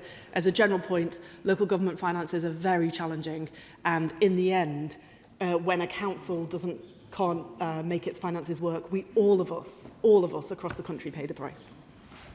Toby Packard. Thank you very much, Mr. Speaker. As a former councillor on Chesterfield Borough Council, and given the excellent record that Labour have had there over the last 15 years, it will be a shame when Chesterfield Borough Council ceases to exist and we move towards unitary authority. But I've never met someone in a unitary authority who think it would be better if we went back to second two-tier. So I think ultimately we are on the right route with this approach. Can my honourable friend confirm that when she comes to her conclusions, which none of us on this side in Derbyshire are currently aware of, that she will be sticking strictly to the criteria that the government originally laid out? Minister. Thank you, Mr. Speaker. Yes, I can confirm that, and also I would just say, as somebody whose area was reorganised in 1974, there is yet to be a campaign to undo the creation of the Wirral. That's right.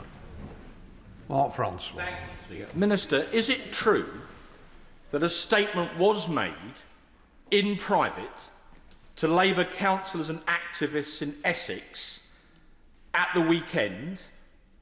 And I know this for a fact because I was told that by one of the Labour members who was there. So will she confirm that it's true? And is she also aware that the YouGov poll by 56 to 24 shows the people of Essex don't want Labour's plans for local government reform? Let's have a referendum. Thank you, Mr. Speaker. I am now aware of the opinion poll because the right honourable member mentioned it to me a few moments ago, for which I'm grateful. He mentions a meeting that I was certainly not in attendance of, and if he would like to forward the details of that, then I'm sure the department can look at it, but I certainly wasn't at any such meeting. Steve Brace. Thank you, Mr. Speaker. Two-tier government may have worked in the past, but it's not working today, and it's certainly not working for cities like Exeter. We have a two-tier waste authority. We have Devon County Council that's cutting homelessness funding, whilst we have an acute homelessness issue in Exeter itself. I could go on across many other areas as well. Will the Minister confirm that we will be moving ahead with unitary local government across the country, including in Devon and for Exeter? She won't be able to comment on the specifics of any proposal, but in order to make sure that cities like Exeter can grow economically and that local government does serve local people. Minister. Thank you, Mr. Speaker, and I'd like to thank the honourable gentleman for his point. As I mentioned earlier, there's evidence now from the Child Poverty Review, from the Melbourne Review, that fragmented services are very bad for people who are vulnerable, living in poverty. And there are other examples too. I've heard from the honourable gentleman about his worries for his city, and that's the real purpose behind these reforms. John Glenn. Thank you, Mr. Speaker. Before the Honourable Lady makes her statement on Thursday, would she, when reflecting on the situation in Wiltshire, that would embrace Wessex, but we've been told that's not the government's view, would she address the prevailing concern that the people in rural Wiltshire will be considerably worse off without having the opportunity to embrace this mayoral region, to the tune of £240 per head? And in the context of the wider reduced funding for rural England, they need something from the government to be reassured that they understand the shortfall. Thank you, Mr. Speaker. Let me just see if I've understood the right honourable gentleman's question.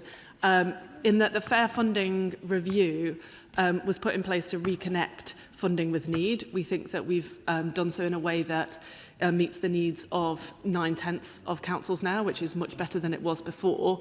We take into account additional costs of providing services for rural areas. But when it comes to poverty and deprivation, actually improvements in data now allow us to identify much more closely pockets of poverty surrounded by greater wealth. So I hope that we'll be able to do that for his constituents much better in the future. Ian Solomon. Thank you, Mr. Speaker. The Oxford-Cambridge Growth Corridor is one of the government's flagship regional growth priorities, with a ministerial champion in Lord Vallance to ensure joined-up delivery. Yet if reports that option D is being taken forward for Cambridgeshire are correct, the government will be choosing a structure with no realistic path to viability right at the start of that corridor.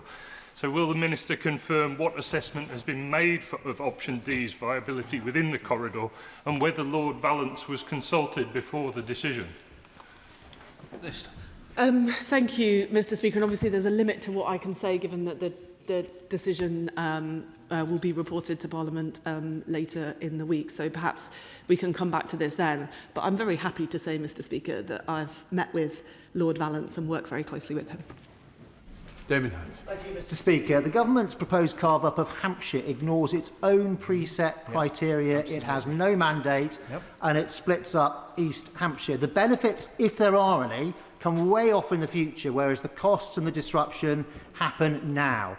Does the Minister think that with the advent of a new Prime Ministership, this would be a good moment to stop in its tracks something that otherwise would make his fiscal task harder?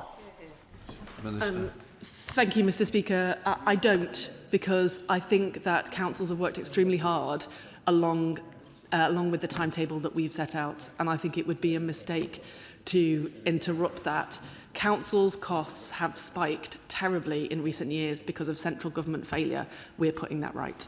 Thank you, Mr. Speaker. As the Right Honourable Gentleman for Salisbury mentioned, there is a very wild rumour going on in Wessex that a Labour MP has undermined the 4 councils against the will of the councils, which has been democratically voted on, and without discussing it with any of the MPs, that Wessex, which was ready to go, is not happening. Would the Minister be able to deny this rumour today so I can reassure my councils that this is not happening? Minister. Thank you, Mr. Speaker. I could spend all my time at this dispatch box confirming or denying rumours, but I think I would be here until Thursday if I did that. I'm sure that we will have further interactions when I make the statement shortly. David Reid. Thank you, Mr. Speaker. In Devon, local government reorganisation is taking up a great deal of bandwidth and detracting from what councils should actually be doing. Now, my constituents want to know if this announcement on Thursday will hold beyond the week. So given that the Minister has avoided this question from multiple members today, can she confirm, does the Member of Parliament for Makerfield, the future Prime Minister, agree with the proposed timelines and delivery for local government reorganisation in Devon? Thank you, Mr. Speaker, and I'm sorry to disappoint the honourable gentleman, but I am not here to answer questions on behalf of the Member of Parliament for Makerfield. But we have set out a clear timetable for local government reorganisation, and the job we should all do is to stick to that, because that's the best way to help councils get on with their jobs. Thank you, Mr. Speaker. My residents in Bicester and Woodstock are deeply concerned by rumours that the Cherwell and West Oxford District Councils will be hollowed out in order to create a greater Oxford authority at the behest of Labour councillors in that city. I know that the Minister will not respond directly to that, so may I ask her to respond to this? In Oxfordshire, is it true, as she just said to the member for Chesterfield, that the original criteria set down by the government will be followed? And is it true, as she's just said, in response to the member from Banbury, that growth will be a priority in the decisions made by the government? Thank you, Mr. Speaker. And as the honourable member has indicated, we've set out a process and we're sticking to it. That now brings us to Alicia Kearns. Oh, thank you, Mr. Speaker. Nobody asked for this, and the lack of mandate is then compounded by councils like Rutland County Council that are refusing to engage with any opposition councillors. So can I make clear that responses of the Lib Dem Rutland County Council do not represent the views of Rutlanders or indeed the entire council? In Leicestershire, we do not want the Leicester City land grab, and rural Lincolnshire and Stamford do not want to be run by urban Lincoln. So will the Minister consider delaying to make sure that actually all councils have engaged with all councillors, because they may be telling you are, but they are certainly not. Thank you, Mr. Speaker, and I thank the honourable lady. She's made her points very clear there and on the record. The one thing that I do not want to do is delay, because the longer this takes, the less we'll be able to get on with the problems that councils face, looking after our children, our older people and growing our economy. Mike Martin. Thank you very much, Mr. Speaker. There are a number of options on the table for Kent, and no matter which one the Minister chooses, we will need to do some tidying up of ward and division boundaries, because there are vast disparities between the number of electors in some of the current county council boundaries. Will that be announced alongside the option chosen on Thursday, or if not, when will that information be given?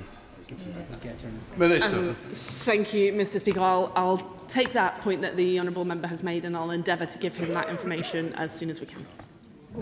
Right, that completes the urgent question.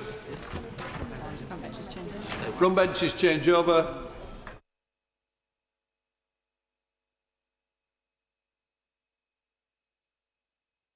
Come to the business statement, change of business. Leader of the House, Selwyn Campbell. Thank you, Mr. Speaker. Mr. Speaker, with permission, I will make a short statement to provide an update on this week's business.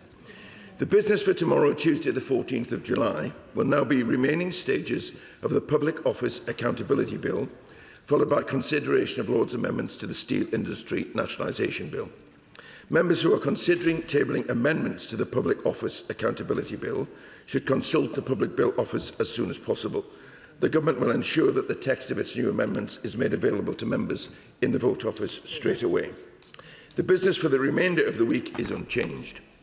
On Wednesday, the 15th of July, Opposition Day, debate on a motion in the name of the official opposition, subject to be announced, followed by a motion to approve a statutory instrument relating to national security.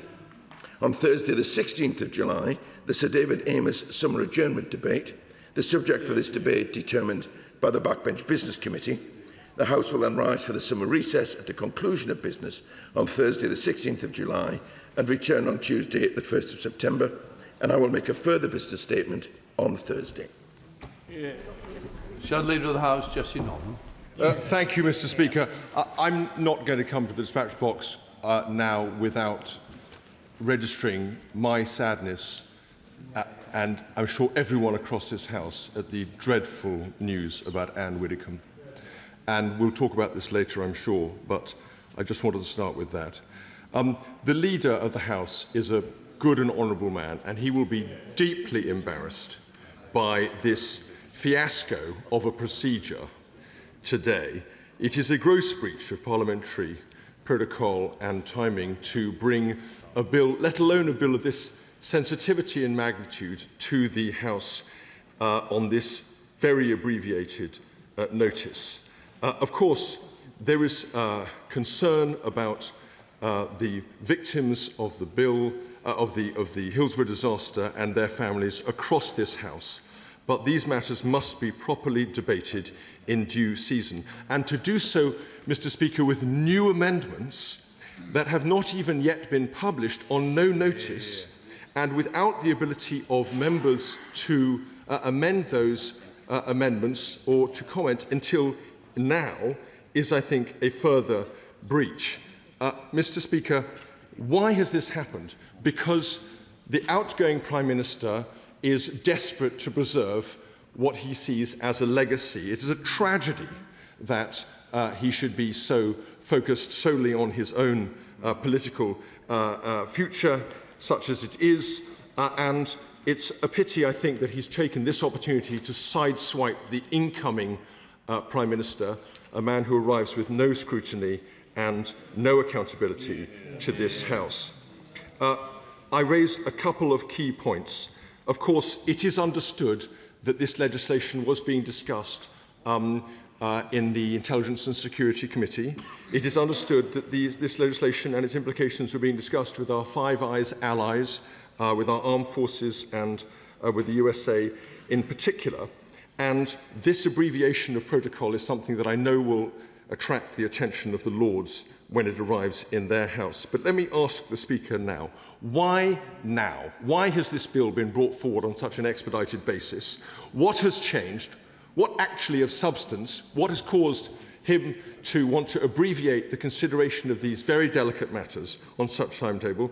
Have our international partners been consulted about this change in procedure? Have the agencies been consulted? And why, above all, after 7 months of grieving families concerned about the passage of it, is it suddenly now, as it may appear with little or no change, being brought forward in front of this House? Leader. Thank you, Mr. Speaker. I do agree with the Shadow Leader of the House about the tragedy of Widdicombe, and I join with echo his words. I don't agree with him, Mr. Speaker, about the way in which he describes the run-up to this change of business and the fact that the bill will come tomorrow. This is an important bill. We have been signalling for some time that the bill is coming. He knows that because we've had dialogue about this before. Right. But I've only been able to confirm it today, which has been the earliest opportunity, Mr. Speaker. He talks about amendments.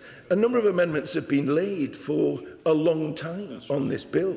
The government has brought forward further amendments, and they are in the vote office. I do regret that there's not a greater length of time for colleagues to scrutinise that, but they are available, and I'm sure there'll be a way of facilitating a full debate tomorrow. There's been no abbreviation of this process. It's the same programme motion as was agreed by the House at the end of second reading. And I just want to assure the House, as will no doubt come out in the debate, that the agencies have been central to this process, the families have been central to this process, and that's why we have taken time to get it right, which is why it has been delayed. But I say this is an important bill that colleagues will want to see on both sides of the House, will want to see before the summer recess, and that's what we're facilitating. Mr. Speaker, and I thank the Leader of the House for this statement and update and this really important bill coming back to the House. But it does raise questions about the Representation of Peoples Act, which has been delayed. A big legislation which would have included key major reforms, enfranchising so many young people, when trust in politics is at an all-time low. This bill also contains provisions around tightening financial donations. I think it's fair to say donations have been in the news for the past few weeks. Can the Leader of the House please ensure that this bill will come back swiftly after the summer recess? Thank you, Mr. Speaker. My honourable friend is absolutely right that the Representation of the People's Bill is an important bill, and I will announce in due course when it returns to this House, but it will be returning to this House. Justin Mathers. Thank you, Mr. Speaker. Can I thank the Leader of the House for taking this action? I appreciate it's not ideal circumstances, but of course there's been much about the passage of this bill that has been less than ideal. But can I just ask the Leader if he can join me in I hope that tomorrow's debate will be about the substance of the bill and the important amendments rather than the process. Leader? I share the hope of my honourable friend. This is an important bill. It is an important matter. Of course, it's about the victims of Hillsborough and about the families and their campaign, which they've needed to wage for far too long. But it is also of profound importance to public service and how we do business in our country, which is why the bill is of such importance. Dame Harriet Bowler. Thank you, Mr. Speaker. Could the Leader of the House confirm that since the other place is sitting next week, there is nothing to stop this House and he tabling a business statement to enable us to sit next week as well? Given the enormity of the events happening in the government next week, doesn't the Leader of the House think that would be a good idea? Yeah. Thank you, Mr. Speaker. I also say it would take the House to agree such a move, and I'm not sure the House is quite ready with the colleagues' faces. Thank you, Mr. Speaker. I just announced the recess dates. There are no plans to change the dates in which the House is sitting. As you have alluded to, Mr. Speaker, recess dates are agreed by the House in advance to make certainty of parliamentary business for colleagues, and just to reassure the House that the work of government will continue through the recess. Right, let's move on. Before we come to this statement, I must advise the House that the case relating to Anne Widdecombe's death is not yet sub judice, as charges have not been brought. However, there is a live criminal investigation ongoing, and members should take care not to say anything in this House that might prejudice the future trial. I therefore urge members to avoid speculating about the guilt or innocence of any person, the identity of the person who has been arrested, or the motive for the attack. Members may wish to discuss the general arrangements for security, safety of politicians and other connected matters, but they should avoid discussing the detail of individual members' security arrangements. I now call on the Home Secretary. With permission, Mr. Speaker, I wish to make a statement about the death of Anne Widdecombe. It is with great sadness that I say those words. My thoughts today are with her family, her friends, and all those who loved her. Anne Widdecombe dedicated her life to politics and public service. For nearly 40 years, she was a fixture of our political life. She brought conviction to our politics, grounded in her profound Catholic faith. She was forthright in her opinions and argued courageously for the things she believed in. But perhaps most of all, she brought an inimitable style to politics. She was forthright and fearless. As Lord Howard of Lymm can attest, she had a memorable turn of phrase, and she was joyful. She thought seriously about ideas, but she did not take herself too seriously, and that allowed her to reach beyond this place and charm the country at large. She was one of those rare politicians who was bigger than politics. There have been so many moving tributes in the last few days, reflecting her impact both within this place and beyond politics. But I think her outlook on life is best summed up by Anne herself. Sitting on Graham Norton's sofa, she said, and I quote, "We get one go this side of eternity, one go. Life is not a dress rehearsal. You take opportunities that you like and you go for it." Anne took her opportunities. She was the proud MP for Maidstone for 23 years, a champion of her constituents. She served the country in government as Minister for Employment and then Prisons, and she took politics out of these ancient walls and became a bona fide TV star. Her contribution to our politics and our national life will never be forgotten. Mr. Speaker, on Wednesday, Anne Widdecombe was murdered in her home.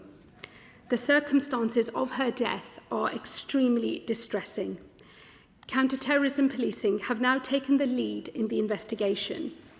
As Lawrence Taylor, the head of National Counter-Terrorism Policing, has said, and I quote, "We now have new information and evidence that means counter-terrorism policing is leading the investigation. We are pursuing multiple lines of inquiry to establish the motivation for this attack." The police now have a suspect in custody, a 28-year-old white British man, and I can confirm to the House that this man was not known to prevent. The police have cautioned against speculating about the case. That is the right thing to do for Anne's family and friends. It is also vital that the police are given the space they need to carry out their work.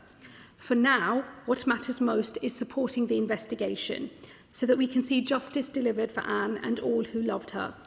And I would urge anyone with any information at all to come forward immediately. Mr. Speaker, I know this raises questions about the security of those in public life. I will not be the only one here thinking also of two other beloved members of this House, Joe Cox and Sir David Amess. Politics is a calling for those of us here, but it should not be a dangerous one. And so it is incumbent on the House and the Government to work together to protect those who choose to serve. The Home Office and the police work closely with the Parliamentary Security Department to provide practical advice and support directly to MPs. But we must always be vigilant to changing threats and respond. Security measures are kept under constant review to ensure MPs can carry out their duties safely. And I know that the police intend to issue guidance to MPs soon, and they will be contacting parliamentarians in their constituencies to offer support. I also recently commissioned the former Lord Chancellor, Sir Robert Buckland, to review the lessons from Sir David Amess's murder, including into required improvements to security for MPs working in their constituencies. I recognise the particular concern that the Reform Party will feel today, and of course Nigel Farage, the party's leader. I'm happy to offer a meeting for Mr Farage with the chair of RAVEC, the independent body within the Home Office that manages the security of those in public life. And I will also be looking at what security guidance can be provided to former members of Parliament, which I hope to work with you on, Mr Speaker, as well as those who serve a party outside of this place. Today is a dark day in our political life, but we must also use it as an opportunity to celebrate Anne Widdecombe's memory. She was a unique figure in our politics, a distinctive and devoted public servant, the likes of whom we will rarely, if ever, see again. Anne had a profound faith. Her journey in this life has ended too soon. May she now rest in eternal peace. I commend this statement to the House. Shadow Home Secretary Chris Phil. Thank you, Mr Speaker, and I thank the Home Secretary for advance sight of her statement. I start by offering my deepest condolences to Anne's family and friends. She will be terribly missed. Anne sat as the Conservative MP for Maidstone for nearly a quarter of a century and in the European Parliament for the Brexit Party. She served in government and in opposition, including as Shadow Home Secretary. She always fearlessly spoke her mind. She did not worry about whether her opinion would be popular or would be fashionable. She always said exactly what she believed and exactly what she thought. Her integrity and her fortitude were unmatched. I first met Anne 29 years ago at a university debate, speaking on opposite sides. I was a callow 21-year-old student. She had just left government and was at the height of her powers.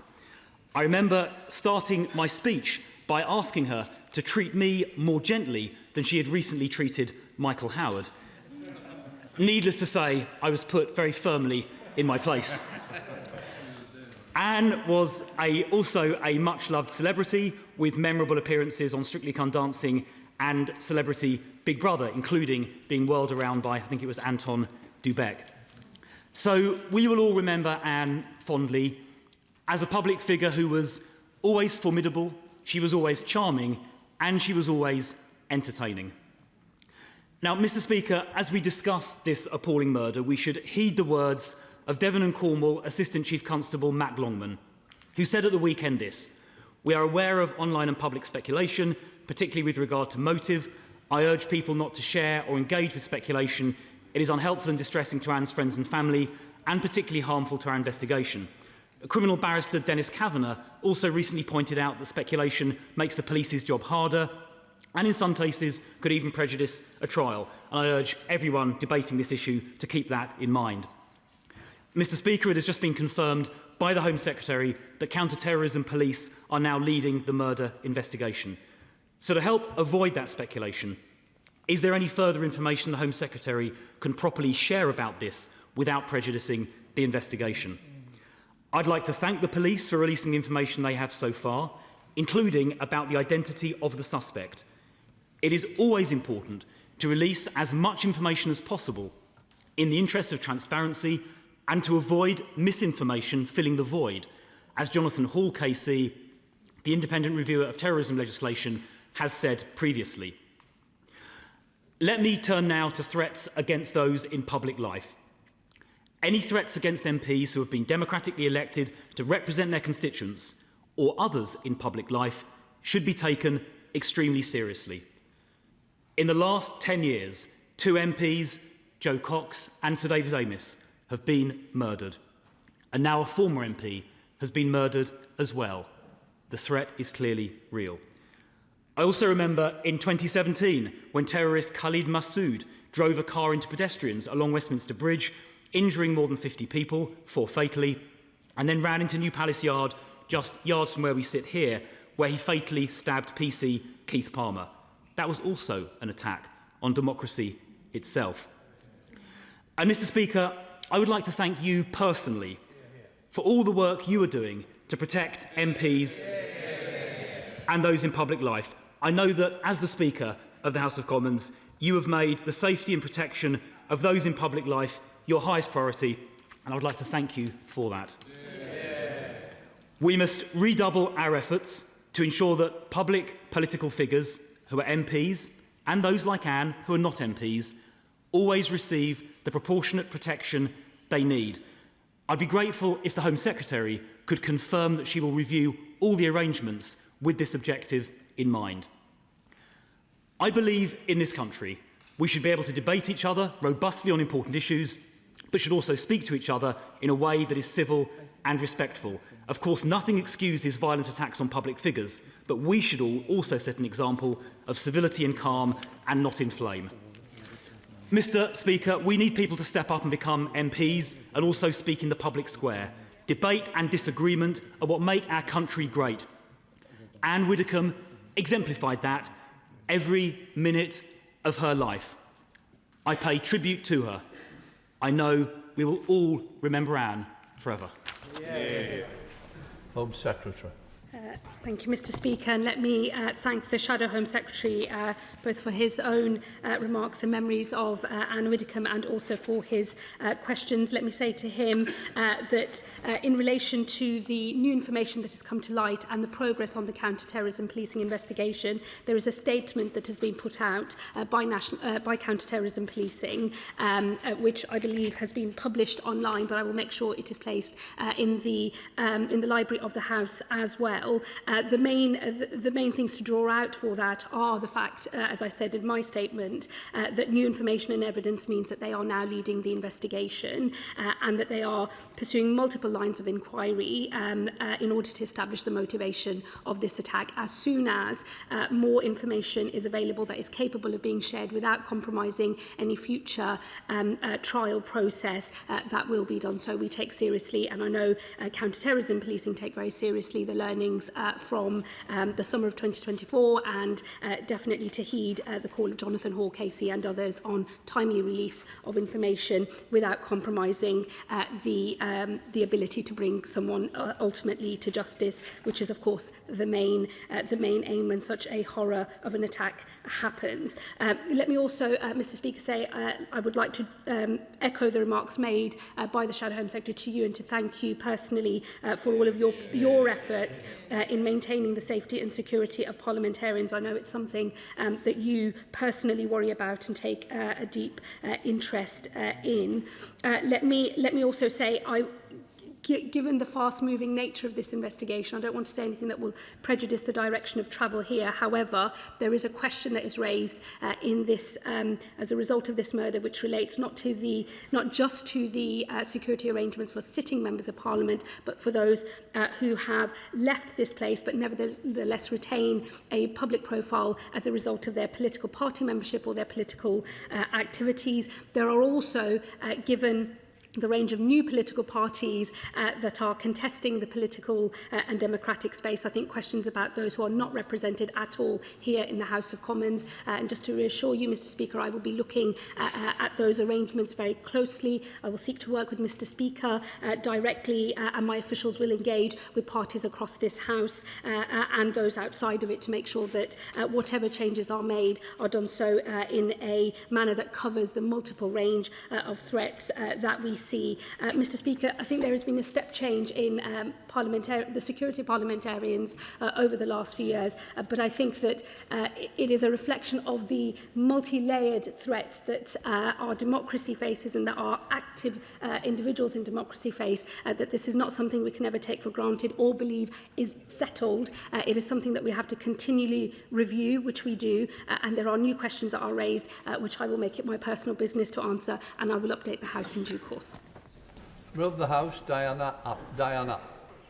The Home Secretary will be aware of how important it is to make sure that members of this House get the protection and the defence they need. At one point, I got as many threats and abuse and threats of violence as all the other women MPs put together. So I think it's important that we take this issue seriously. I think we should recognise, and I can speak to that because of my years in the House, that this has got much, much worse with the rise of online activity. And so we need to find a way to make some of these online companies more accountable for the threats and the violence that they allow on their platforms. And we need to make it aware, as I just said, the importance of protecting members of Parliament. Home Secretary. Mr Speaker, let me say to the Mother of the House that I think that given the sheer range of threats that have been made to her personally, it is a testament to her personal bravery that she has continued to be an active parliamentarian, but it should not take such levels of bravery to just be able to represent the people of your constituency. And she is absolutely right that we must always make sure that our security arrangements are able to keep pace with the changing nature of threats that members of Parliament are facing. Let me assure her we, as the government, will do that, and we work very closely with the Parliamentary Security Department in order to make sure that that is the case, so that all members can make their contribution just as effectively and for just as long as she has. And some Liberal Democrat spokesperson. Thank you, Mr Speaker. The news about Anne Widdecombe is shocking and deeply distressing. My thoughts are with her family, including her nephew, the Reverend Roger Widdecombe, my constituent, and his wife Hannah, who lead the congregation at St Paul's Church in Cheltenham. Her death is all the more tragic, given what we now know about the upsetting and disturbing circumstances. Anne Widdecombe was a conviction politician and also an entertainer. Many did not agree with her views, including me, particularly when she was briefly my member of the European Parliament. But the style in which she put those views was compelling, and it captured the attention of her nation, just at her dance moves. They were deeply held beliefs, and she was a passionate public servant who was never afraid to challenge those in power, and might I briefly speculate, Mr Speaker, a strong liberal inclination to challenge power from a strong Conservative politician. I want to pay tribute to the police for their rapid response in this case, and I want to pay tribute to you, Mr Speaker, for the way in which your office gives security support to MPs. It is important we are able to do our jobs without fear, intimidation or worse. It is, of course, horrifying that there have been 3 politicians murdered in this country in the past decade. Clearly there is more work to be done. Might the government support some amendments to the upcoming Representation of the People Bill to impose a duty on the Electoral Commission to provide more guidance and safety for politicians? And will the Home Office consider supporting some measures so the safety of politicians can be improved? And finally, Mr Speaker, some alarming allegations were made on the weekend by the Reform Home Affairs spokesperson Zia Youssef. If they are true, these allegations are extremely concerning, but given his record, I think many of us have doubts. I'm certain that the government and the House authorities, including you, Mr Speaker, are taking seriously the duty of care to members from all parties in this House. But for the sake of the record, perhaps the Home Secretary can confirm that this remains the case. Secretary. Let me thank the Honourable Member for his contribution on his three specific issues that he raised on the amendments to the Representation of the People Bill. Let me say to him, I'm very happy to discuss with him. He knows that Home Office is not the lead for that bill, but I'm very happy to have a discussion with him about any additional measures that might be needed in terms of legislation. Of course, the Electoral Commission has its own work to do. It might be better that duties are placed elsewhere, but as I say, I'll happily discuss that with him. And equally, whether there's any further obligations or changes of policy in respect of the Home Office or indeed the Parliamentary Security Department. Again, I'm happy to engage with him and other members across this House. Let me also say, I don't wish to speak for you, Mr. Speaker, but I think all those of us who are members can attest to the fact that all of us are treated equally in this place by the Speaker and also for the purposes of the Parliamentary Security Department when it comes to our safety on this estate and also in our constituencies. Let me say that is a position shared by the government. There is equal treatment for all in terms of the work that we do on security of members of Parliament. There is specific work that is undertaken by RAVEC, which is the independent body within the Home Office that looks at security arrangements for some of those in public life. That work is also fiercely independent. It has been the subject of legal proceedings before, and I've always maintained the independence of that process, and that is based on risk assessment and risk management. Just for the record, every member of Parliament is equal in the security to me. There is no difference between any member, I want to assure. When things are brought to my attention, because we don't discuss security, I don't put out there what is happening, what has been done, but I reassure everybody that when it is mentioned to me, it is passed on to the security people to deal with. Unfortunately, I'm sorry that people don't think I do that. Lucy Pell. Thank you, Mr. Speaker. Can I join the Home Secretary in paying my respects and condolences to the family of Anne Widdecombe? We might not have agreed politically, but I always greatly admired and respected her outspokenness, her fearlessness, and her ability to not take herself too seriously. I think she was one of a kind, Mr. Speaker, and of the like, frankly, we don't make any more. I think we can all agree on that. I hope that on moments like this, we can come together across the House to talk about these issues as one voice. And can I also place on record my thanks to you, Mr. Speaker, for your leadership in all that you've done over many years in making sure that we're all kept safe and secure. Hear, hear. Does the Home Secretary agree with me, though, that this is not about more than just our security and our safety? It's also about reducing the level of threat. We are now in a highly politicised, highly polarised, highly personalised debate in this country, and that is bringing more and more threats onto all of us. And does she agree with me that we do need to tackle some of the online algorithms and business models which heighten this kind of polarisation and hate towards those in public life, and we must do more to tackle this with urgency?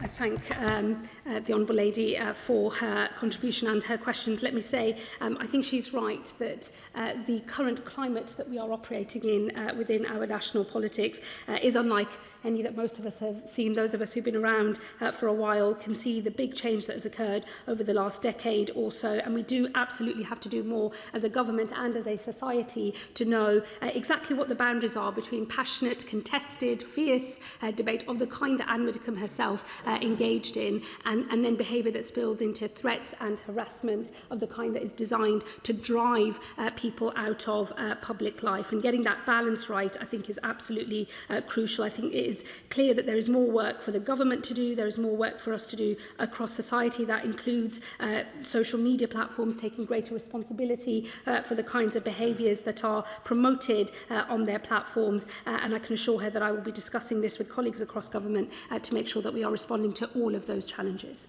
Dame Karen Bradley, Chair of the Home Affairs Select Committee. Thank you very much, Mr. Speaker. Like many on this side of the House, I have very fond memories of Anne.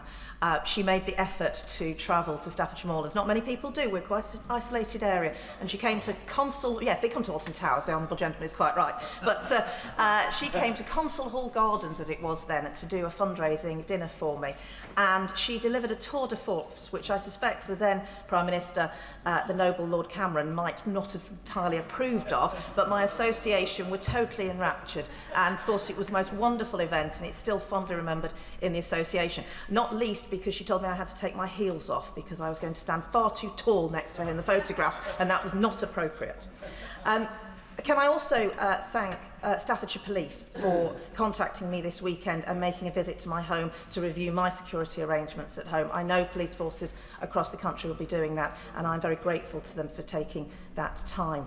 But could I ask the Home Secretary to comment on what might happen in the longer term around the prevent duty? She will know that the Home Affairs Select Committee did produce a report on new forms of radicalisation and extremism, and we have some recommendations which we hope might be able to help the law enforcement and others to find those that have a tendency towards violence. Could I ask her if she will consider that in the longer term?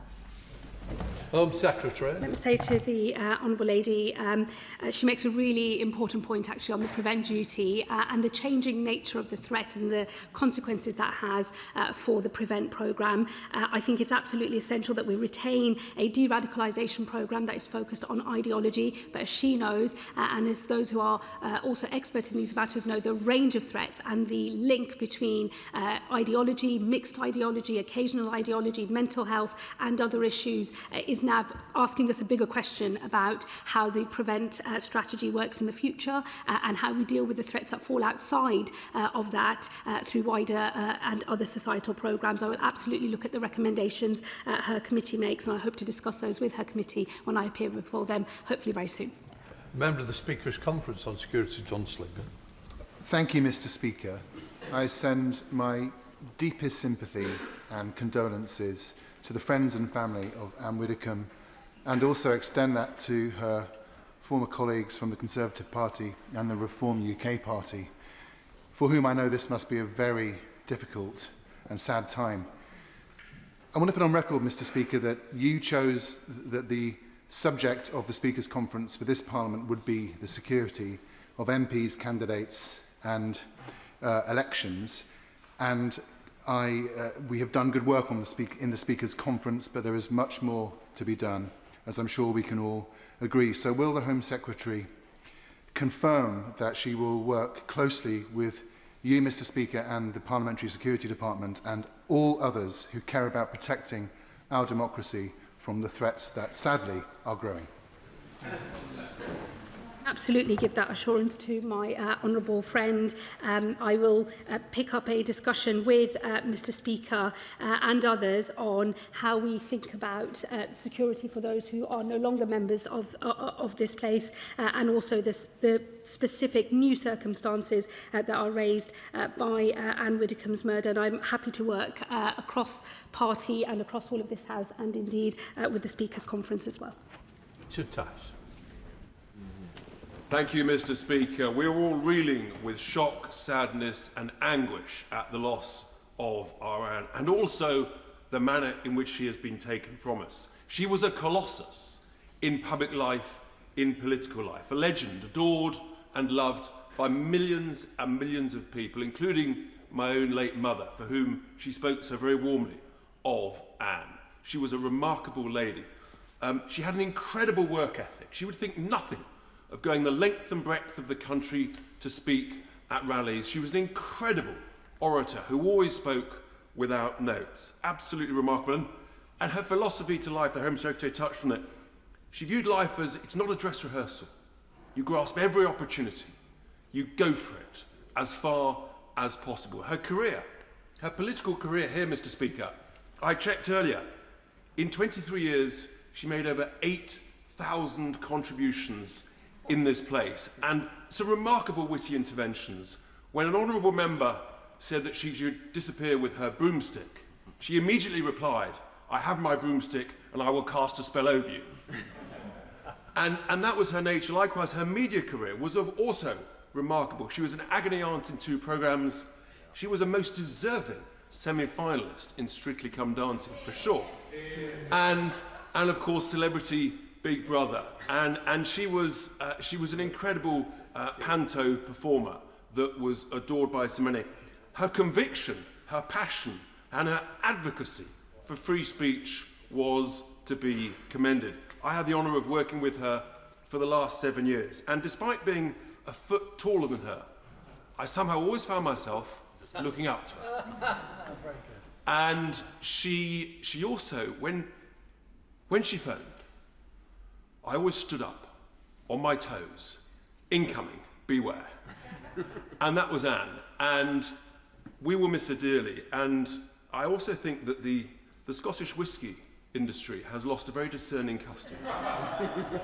And maybe there could be a limited edition, Widder's Whisky, where the tasting notes may reflect unique, unforgettable flavours, a fiery, spicy series of tones, but a blend to be treasured to eternity. May she rest in peace, Mr. Speaker. And I just asked the Home Secretary in conclusion, could she ensure that the counter-terrorism unit keep us updated on as regular possible basis? And given the nature of these things, we all want our police forces to do brilliantly, of course. Would it be wise, when considering motivation, when giving us early updates, to keep things being open-ended as opposed to motive, as opposed to ruling things out too quickly that may then end up being ruled back in? Yeah. Well, let me first say to the honourable gentleman that was a very moving and affecting tribute to Anne Widdecombe. Let me say on Widder's Whisky, as a teetotal Muslim, I would never be able to partake of such a drink, although if there is a non-alcoholic version available, I will happily imbibe. Let me say to him, we will of course make sure that as and when it is possible to share more information about the circumstances of the murder and the motivation that is done so in the appropriate way, and also to reassure him at no point has anything been taken off the table in terms of the investigation. It's a live investigation. It is not unusual in these matters that in a fast-paced investigation, more information comes to light that changes the nature or the character of what we think we are dealing with. And I am reassured that Devon and Cornwall Police have been working really closely with counter-terrorism policing, and as soon as this additional information was made available, counter-terrorism policing have taken over as is appropriate and as is the right thing to do. And I would like to share the sentiments that have already been expressed and send my deepest condolences to the family and friends of Anne Widdecombe. And of course, security is a huge issue to all of us in this chamber, and I'm sure I was not the only one this weekend who went about my business in the constituency looking over my shoulder more than I normally would.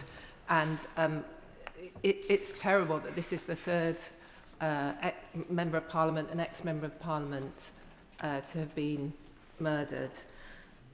But it shouldn't be like this. And whilst I thank the Speaker for everything he's doing, and I have already heard from my Operation Bridge of Contact this morning about my security and is everything okay, which I'm really delighted to have heard from, it does seem that security fob and security in our houses is not really enough. And so I'd just like to ask the Home Secretary what more she can do to work with the Parliamentary Security Department and with the Speaker to make sure that our security is not undermined. I thank my honourable friend. Let me say to her, we wouldn't, of course, ever comment on the specific nature of the arrangements that are made for members of Parliament for their security, either here on the estate or in their homes or constituencies either. However, let me assure her that there are a number of measures that are taken and that for local policing, as well as working with the Parliamentary Security Department, there is an offer for all members of Parliament, and then there are also specific specific risk assessments as well when there is something for an individual, something of concern relating to a particular individual. So let me just reassure her that I think those arrangements are comprehensive. However, we should ask ourselves always whether they are enough and whether they are responding to the changing nature of threats or the spike in threat activity that we sometimes see as well. And let me assure her I will, of course, be working closely with the Parliamentary Security Department and policing more broadly to make sure these arrangements are as tight and as robust and as comprehensive as they need to be. Sir Julian Lewis. Thank you, Madam Deputy Speaker, and may I apologise to you and to the House that the fact that I have to chair a meeting in a few minutes' time prevents me staying as I would wish to do till the end of the statement. When I went up as an undergraduate to Oxford in late 1970 and joined the University Conservative Association, there were two outstanding figures a year ahead of me in that august body. One was Anne Widdecombe and the other was Nicholas Turner. And a few years later, in February 1980, Anne Widdecombe and I shared a taxi to the funeral of Nicholas Turner, who had heroically sacrificed his life in an attempt to rescue his young daughter Alice. It was a double funeral, who had been swept into the sea by a freak wave. Anne was always there when her friends needed support. And on a lighter note, she was always there ready to bring her friends back down to earth. So when she was elected, I think in 1987 for the first time, and I happened to be moving flats, I gifted her a relatively new washing machine that was now surplus to my requirements. And for several years after she became an MP, she used to invite me once a year, almost like clockwork, to have lunch with her in this place. And I naturally assumed that it was that she wished to imbibe the wisdom of my political advice. It was only by accident that she once revealed when I suggested that to her and how flattered I was. She said, "Oh, no, Julian." She said, "This is rent for the washing machine." Now, Madam Deputy Speaker, Mr. Speaker will certainly remember that in 2008 to 2009, this House spent a lot of time taking steps to ensure that MPs' home addresses did not in future have to be revealed either in answer to freedom of information requests or on ballot papers and notices of nomination. And it therefore comes as a bit of a shock to me to read in one of the reports today that Anne had, and it may turn out to be complete coincidence, featured in her home on a programme on television extensively only 6 days before she died. And it said that the name of the home had been obscured, but there is software available that if you put up a picture of a place, particularly if you know the general area where it is, it will identify the address. So may I please appeal to members and ex-members from whatever political party, do not throw away the gains we made, and whatever else you do, keep your home addresses as private as you possibly can.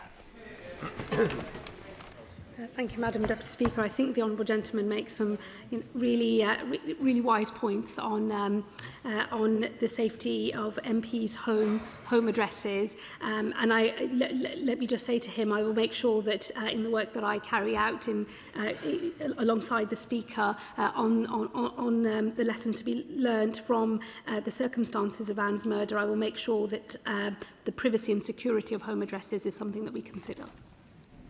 Florence Eshalomi. Thank you, Madam Deputy Speaker. I join in paying tribute to the many heartfelt tributes for Anne Widdecombe from members right across the House. I didn't know her personally, but as someone thinking about before I came to this place, there are many names that you always come across, and hers was definitely one of them. And may her gentle soul rest in peace. I wanted to ask the Home Secretary about the area that many members have already raised. I spoke to a group of students earlier this afternoon, students who were completing work experience in shadowing. And one of the young girls asked me, what are the downsides and what do you not like about this role? And it pained me, to be honest, to them to say the death threats and the abuse that you get just because you are doing something that you love and something that you enjoy. And we have to be honest about the real life threats being faced by parliamentarians right across the House just for doing the job that they really enjoy. So I asked the Home Secretary, can she confirm that it is good that counter-terrorism police are leading this, that they have all the necessary resources they need to be able to carry out this full and thorough investigation, because there are many competing demands that they will be dealing with in our ever unstable and global world. And can she also confirm that in addition to some of the misinformation that's been spread online, we look at the area which the Mother of the House did mention around that online misinformation, that targeting. I'll declare an interest, Madam Deputy Speaker. I do sit on the Speaker's Committee on Electoral Commission, and this is one of the areas we have looked at. And just to add my tributes and thanks to the Speaker for the work that he's done on this in terms of the Speaker's conference. I know that whenever I've raised issues, and to thank the parliamentary plate team, they have taken that really important. And it's important that we don't deter future people for standing for public office.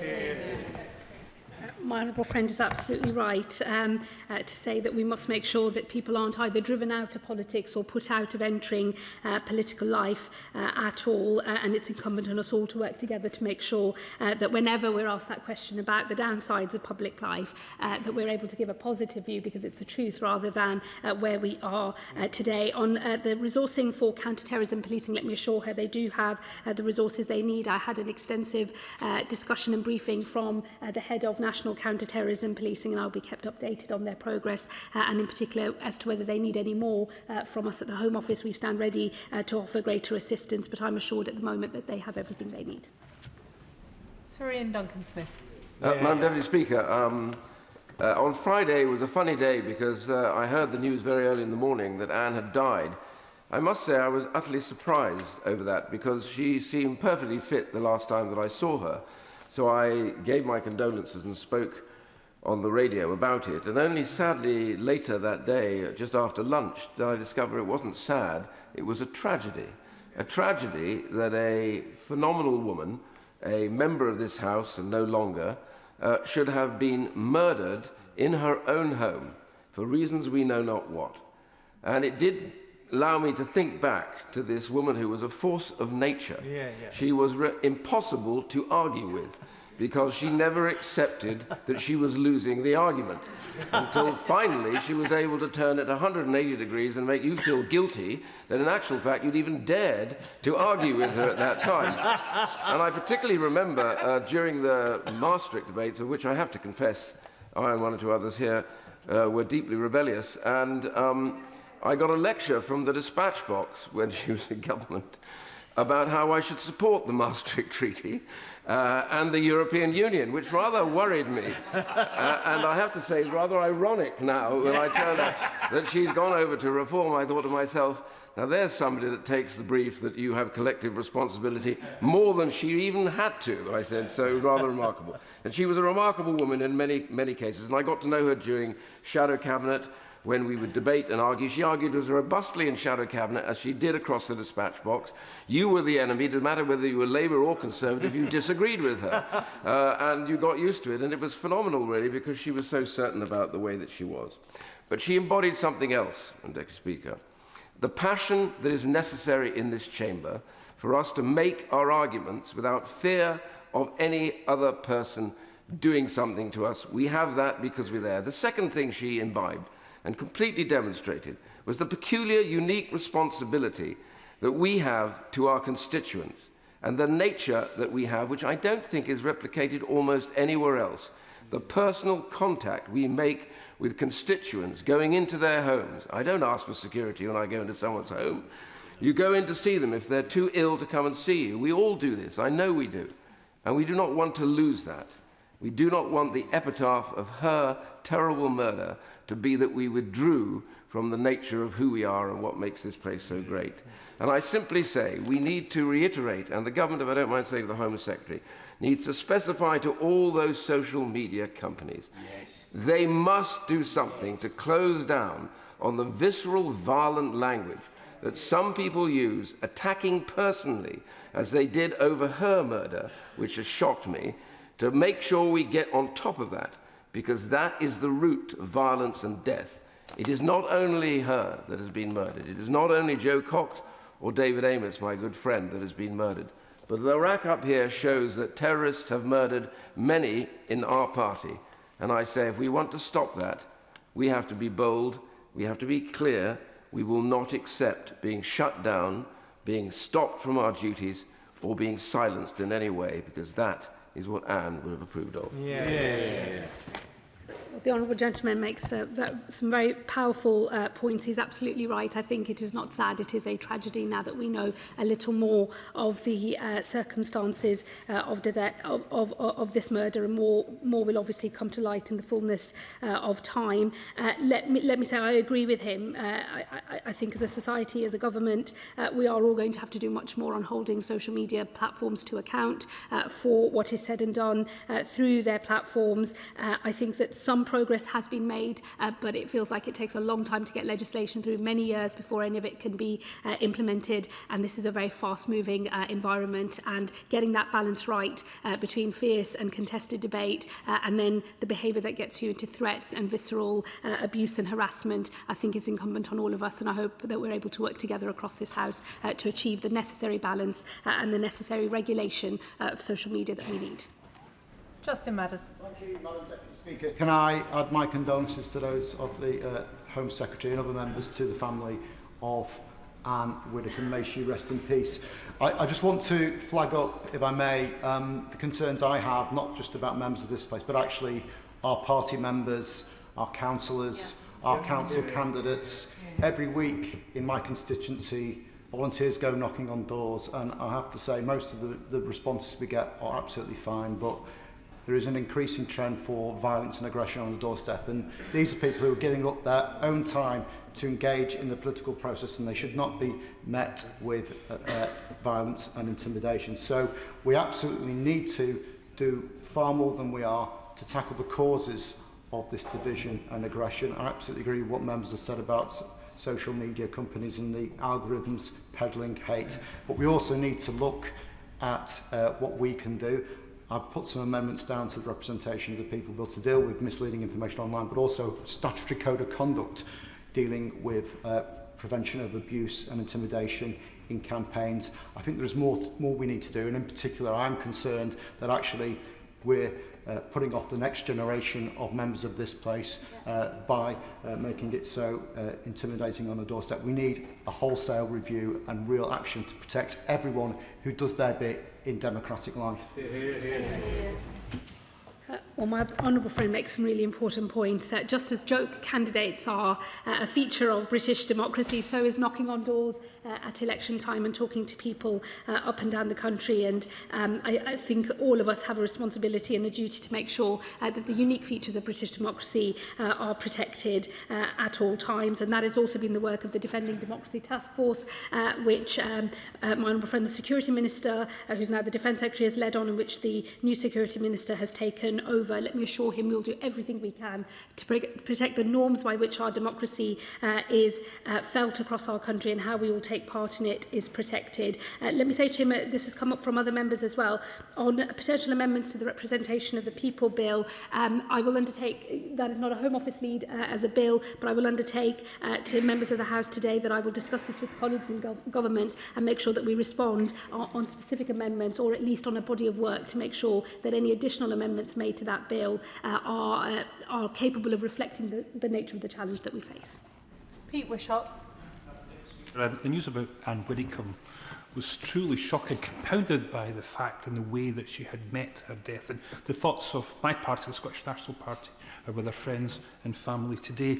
As has been said, Anne was a larger-than-life political figure, liked by people right across this House for her wicked sense of humour and her straight talking. I remember when I inadvertently strayed into a private Conservative event to be met by Anne, sending me packing.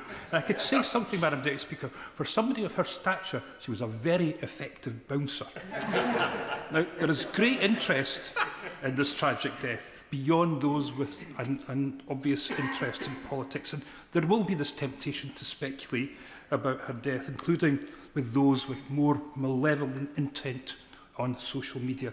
So can the Home Secretary do everything she can to ensure that the information that's passed on about this particular case is correct and right, and do everything possible to counter those bad bits of misinformation?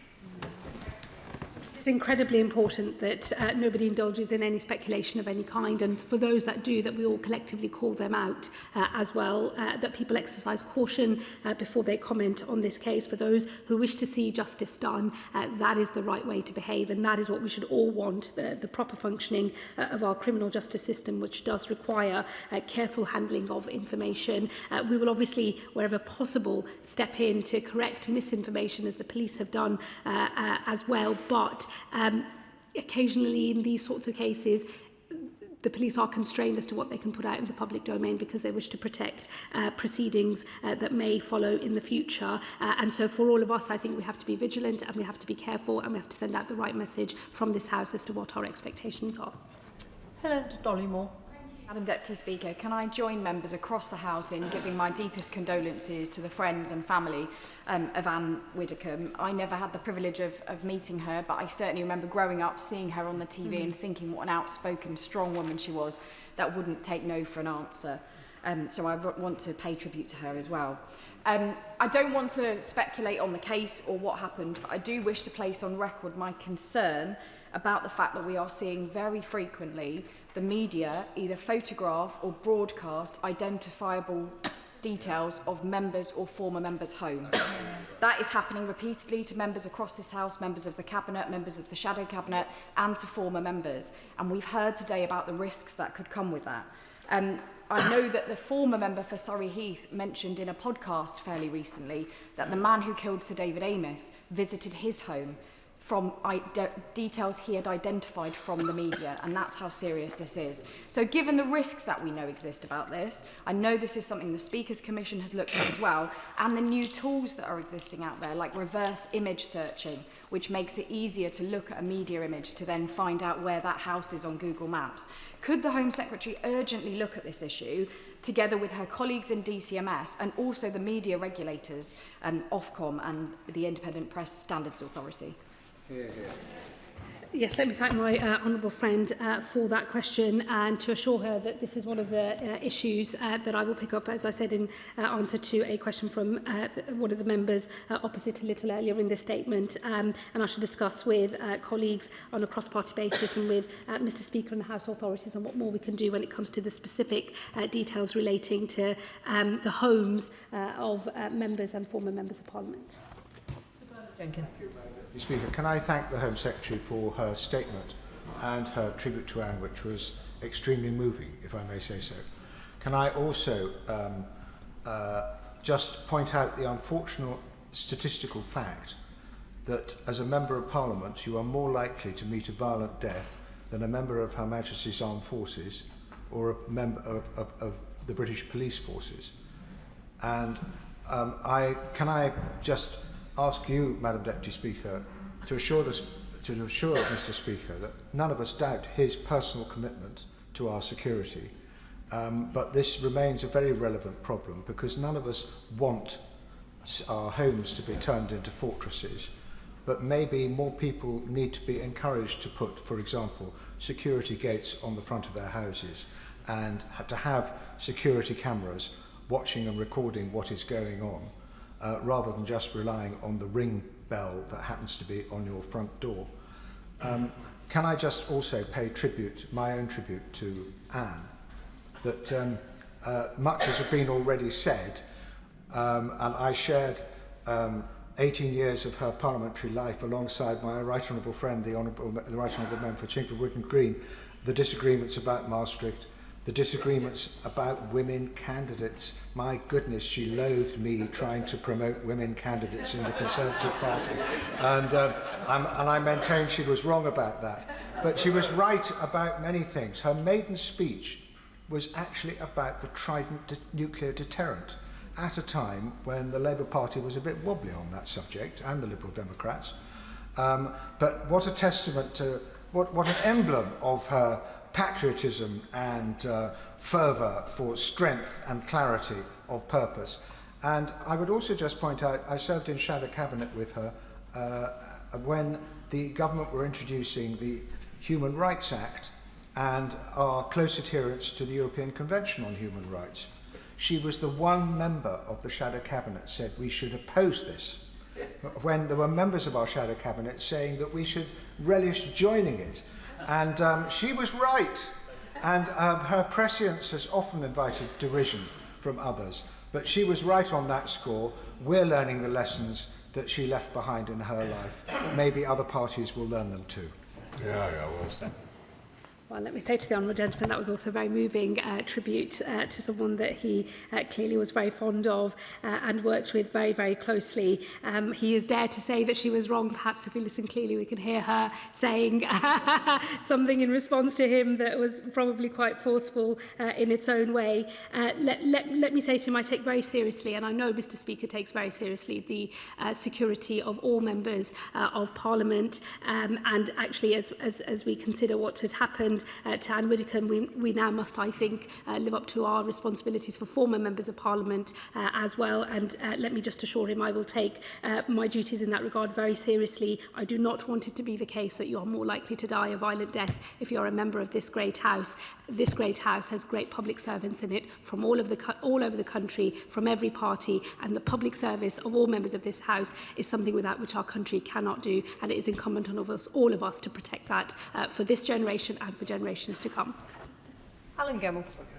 Madam Deputy Speaker, my thoughts and condolences are with the family and friends of Anne Widdecombe and the colleagues who worked closely with her on the benches opposite. It's hard not to see the murder of an ex-MP as an attempted attack on this place and our way of life, but we must not let it have a chilling effect on those who want to stand for public office. Can I thank Madam Deputy Speaker, Mr Speaker, for the time he took with new intake MPs in 24 to give us his hints and tips and also really focus on security. And could also thank the Home Secretary for looking at the safety and risks for ex-MPs. As someone who's in almost daily contact with one of their predecessors, I'm sure it will come up in our next phone call. And can I let the member for Boston and Skegness know I have a call with the Scotch Whisky Association this afternoon, who I think want to talk about the FTA, but I'll very happily talk about Widow's Whisky. Does the Home Secretary agree we must do all we can to ensure that people are not put off standing in public life, particularly with online hate and the increasing violence that we see on doors and in our society? Well, my honourable friend is absolutely right. We all must do more. Let me assure him the government will work closely with Mr Speaker and the Parliamentary Security Department to make sure that we're doing everything that we can. But as I said in answer to other questions during the statement, as a society, I think we have to take a stronger position on the right boundary between contested debate and then unacceptable behaviour and abuse online. And I know that we'll have more work to do in this space. Ellie Chams. Thank you, Madam Deputy Speaker. On behalf of the Green Party, I'd like to say how shocked and saddened and horrified I am by Anne Widdecombe's horrific death, her brutal murder. And my sincere condolences go to her friends and family and all who knew her and loved her, including colleagues in this House. And I welcome the points that the Home Secretary has made about reviewing security arrangements for those in public life, including former MPs and those outside this House, and very much agree with her in terms of the responsibility that we all have across this House and beyond to avoid speculation in order that the police can do their vital investigation and bring the culprit to justice. She's recognised the calls that have been made from across this House today for further action to tackle the proliferation of polarisation and indeed hatred online. And can I press her further to set a timescale for taking that further action in order to protect not only the safety and security of all those in public life, but the fundamentals of our democracy? Thank you. Thank the Honourable Lady for her contribution and her question, and just assure her that I will be picking up a discussion with my colleagues across government on how we do more on social media platforms and the sorts of behaviours that are promoted on social media platforms that we know are having a very damaging impact on our democracy, but also in the safety and security of people involved in politics in different ways, both as activists and then also as elected representatives. Specifically, I will be discussing this matter with colleagues in the Department for Science, Innovation and Technology, in DCIT and others, and I will ensure that the House is updated soon after the summer recess. Al Collins. Thank you, Madam Deputy Speaker. I'd just like to echo the thoughtful and meaningful comments across the House today. Now, I didn't know Anne Widdecombe, but I definitely knew what she stood for. Public service. She was a unique character and an amazing public servant of many years of sacrifice. How have we ended up in a position of where an individual or individuals collectively across the House spent so much time and effort into public service, but yet we are at risk? One of the reasons is that when we were young, Madam Deputy Speaker, we would walk into a library and the librarian indeed was apolitical. She or he would allow us to read whatever we wanted within a set boundary. But now, Madam Deputy Speaker, that librarian is no longer apolitical, it's an algorithm. And that algorithm is bought for by anyone from American tech bros to Russia and China and others. It's not a 4 or 5 different threats, they're one consistent threat, and one that is swaying the minds of large chunks of populations across the globe. So I was wondering if the Home Secretary could give me some detail on how we're clamping down on some of that adversarial and nefarious activity and making online activity much safer. Well, I thank my honourable friend for that contribution. He will know that colleagues in DCIT are working very carefully on the Online Safety Act and its further implementation and learning lessons from how it is applying. So at the moment, to think carefully about what might need to be done in the future. But I think it is clear that we need a much stronger and better policed boundary between what is acceptable in a democracy and behaviour that we know is challenging the very foundations of our democracy. And as I say, I've undertaken to have that discussion with colleagues across government, and I will make sure that the House is updated as to a programme of work that the government intends to take forward to make sure that all of our arrangements here are as robust as possible, and that it is we, the people of this country, that decide the sort of inheritance that we wish to leave for our children, and not algorithms decided by a very small number of men who live abroad. Mark Francois. Thank you, Madam Deputy Speaker. Can I thank both frontbenchers for their very touching tributes to Anne? And for the benefit of those outside this House, can I place on record that we all know the absolute personal commitment of Mr. Speaker and all the Deputy Speakers to the security of all members and of their families? And can we thank him and the rest of the team for that? Yeah, well done, Mark. We mustn't comment on the investigation, but can we at least wish the police Godspeed in bringing whoever was responsible for this utterly heinous act fully to book? We've now lost another fallen comrade. Joe Cox, Sir David Amos, and now Anne, and years ago others to Republican terrorism too. This is a challenge for all of us and for our loved ones. And I do believe, as I said after David was murdered, the social media companies have a responsibility in this too. You always needed a thick skin to come into politics. You now need the hide of a rhino. And they could do something to calm down the level of hate to which honourable members and their families are exposed online. And I look to the Home Secretary in the hope that something positive could be done there. Anne Widdecombe was unmissable. She was a one-woman nuclear deterrent. Whether she was debating in the House of Commons or arriving on Strictly by zipwire. I saw her only about 3 weeks ago at a breakfast meeting, and she was in fine fettle that morning. I knew her through Sir David. They were great friends. They came in a similar era in the 1980s. They had a strong bond via the Catholic faith. They got on extremely well. I appeared in a number of photographs with both Sir David and Anne down the years, but for some reason I was never asked to remove my shoes. I have one brief anecdote. In 2010, having obviously upset someone in authority, I was made the government accommodation whip. And it was my responsibility to hand out offices. Now, anyone who's ever done this job will tell you it's not easy. And Anne, who had retired from the House, had a very, very attractive office overlooking Parliament Square. And that was on my list of one that I knew would be in high demand. So when I went along to check it out, I found Sir David already neatly ensconced in the office. And when I asked him how this had come about, he told me he was claiming squatters' rights, and moreover, that he had been bequeathed the office by Anne as a personal gift. And when I sought to remonstrate, he told me that if I didn't like that decision, I could take it up with her personally. At which point I decided that discretion was the better part of valour and withdrew. Right. She was remarkable. You couldn't argue with her. Well, you could try, but you never got very far. And she's the type of character that people deeply respected because she was absolutely consistent in her view, whether you agreed with her or not. And we have lost a distinguished and incredibly remarkable colleague in the most awful of circumstances. But Anne Widdecombe would tell us to keep calm and carry on. And I believe that's exactly what we should do. That was a very moving and funny set of memories from the honourable gentleman, very affecting.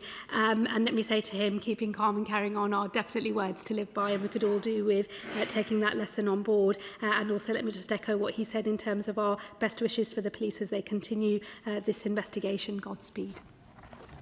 Suella Braverman. Speaker, Anne's tragic murder has shocked the nation.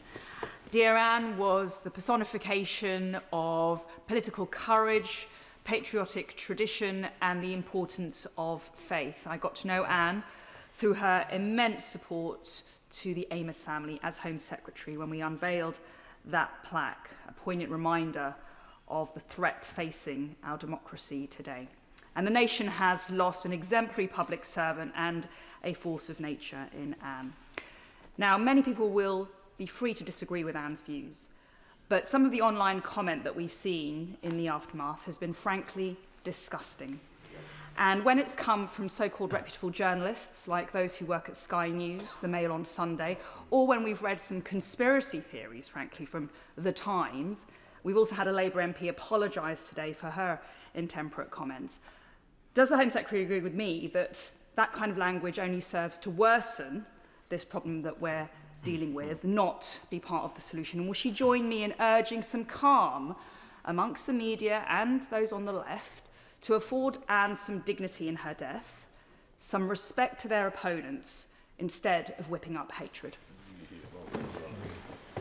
Well, let me say to the Honourable Lady, I have seen some, not all of the comments that she's referred to, but I have seen some of them and they were deplorable and completely unacceptable. I know an apology has been made in relation to one set of comments that was made on, I believe, on Sky News. I know that others have reacted with horror and anger at comments that were designed to denigrate Anne's political views and to deny her dignity in death. And let me say, I share with her an absolute revulsion at that behaviour towards an elderly woman who has lost her life in very distressing and deeply tragic circumstances. It has no place in our politics or in our national life, and I hope, and I know, in fact, that all members of this House will agree with that. And I would urge all, on every part of the political spectrum, wherever they may sit, to exercise calm and careful judgment before we hit the send button on a social media message. A little time, a little reflection is often the best thing in these circumstances. Mark Pritchard. Speaker, can I thank the Speaker in his absence and indeed all the Deputy Speakers for everything the Speaker's office and the Parliamentary Security Directorate and their team do to keep all members safe of all political parties. Can I thank the Home Secretary for a very warm tribute and also the Deputy Leader of Reform for his warm tribute as well. Can I also put on record my thanks as a West Midlands MP to Counter-Terrorism Policing West Midlands and the fantastic people there, and also Special Branch West Mercia Police, who do a fantastic job. I've only been in the House 21 years, but it's only been in the last 2 or 3 years that I've had to take, if you like, serious and substantive security advice, and that is an unwelcome development and something that I think we all need to work together to tackle. There's been reference to technology companies. Of course, should we expect technology companies to act, given that some of the technology company owners don't even believe in democracy? They actually want to undo democracy in order they have ultimate power. That's not conspiracy, it's actually on the record. Some of them have stated that. And in defense of some of the mainstream media, particularly the it's called Deadwood Press, and I've had my disagreements over the years, but they have to regulate with very limited resources. They have to regulate the comments that people put under stories. Why can't tech companies do it as well? For too long, the mainstream media in this country have been blamed for most of it, and in fact it is the tech companies who have more resources that should be doing more. And if I may, on a lighter note, I just want to give a couple of stories, if I may, from Anne's life. I knew Anne before I entered the House. We spent 5 years together as members of Parliament, but I knew her before that as well. Two stories. One, I remember when there was a move to stop the first ever Catholic ambassador being appointed to the Holy See, the British Embassy and the Holy See. And Anne and I and David Amos and others worked to overturn that. And I was the only Anglican in the village. To paraphrase a Times diarist, a middle-wicket Anglican at that, a very poor one. Not literally poor, but well, actually both. But anyway, as the only Anglican in the village, I felt it was completely wrong, this discrimination against Catholics being appointed to the Vatican. Thankfully, that was overturned, and Tony Blair and others allowed that to happen. So Francis Campbell was appointed the first Catholic ambassador to the Holy See and did a fantastic job. The other story I have briefly, Madam Deputy Speaker, is that on the way back from the Chelsea Flower Show, having seen David Austin, the former, now past founder of David Austin Roses, at the Chelsea Flower Show with the former Deputy Speaker, Nigel Evans, coming back in the taxi, we heard that Speaker Martin had resigned, Michael Martin. We both discussed that Anne, we thought, would be a great Deputy Speaker. There was only one problem. That was in 2009. In 2007, she had announced that she was going to step down at the following election. Anyway, we met with her and said, Anne, we think you'd be a great speaker. Would you do it? And she said, yes. What have I got to do? Well, you've got to go and speak to all the parties, all the different parties up in Committee Room 14. Everybody's stuffed in there as usual. And you've got to do a pitch. And I just said to her, but whatever you do, don't say you're running for Speaker and then say you're standing down in 2010. And of course, as we all know, Anne was very wise. She completely dismissed that advice, stood up and said, I'm running for Speaker, but I will stand down in 1 year or 2 years' time. So, of course, she didn't have any success on that. I just conclude by saying she was a lady of conviction, of clarity, compassion, integrity, authenticity, a lexicon of virtue.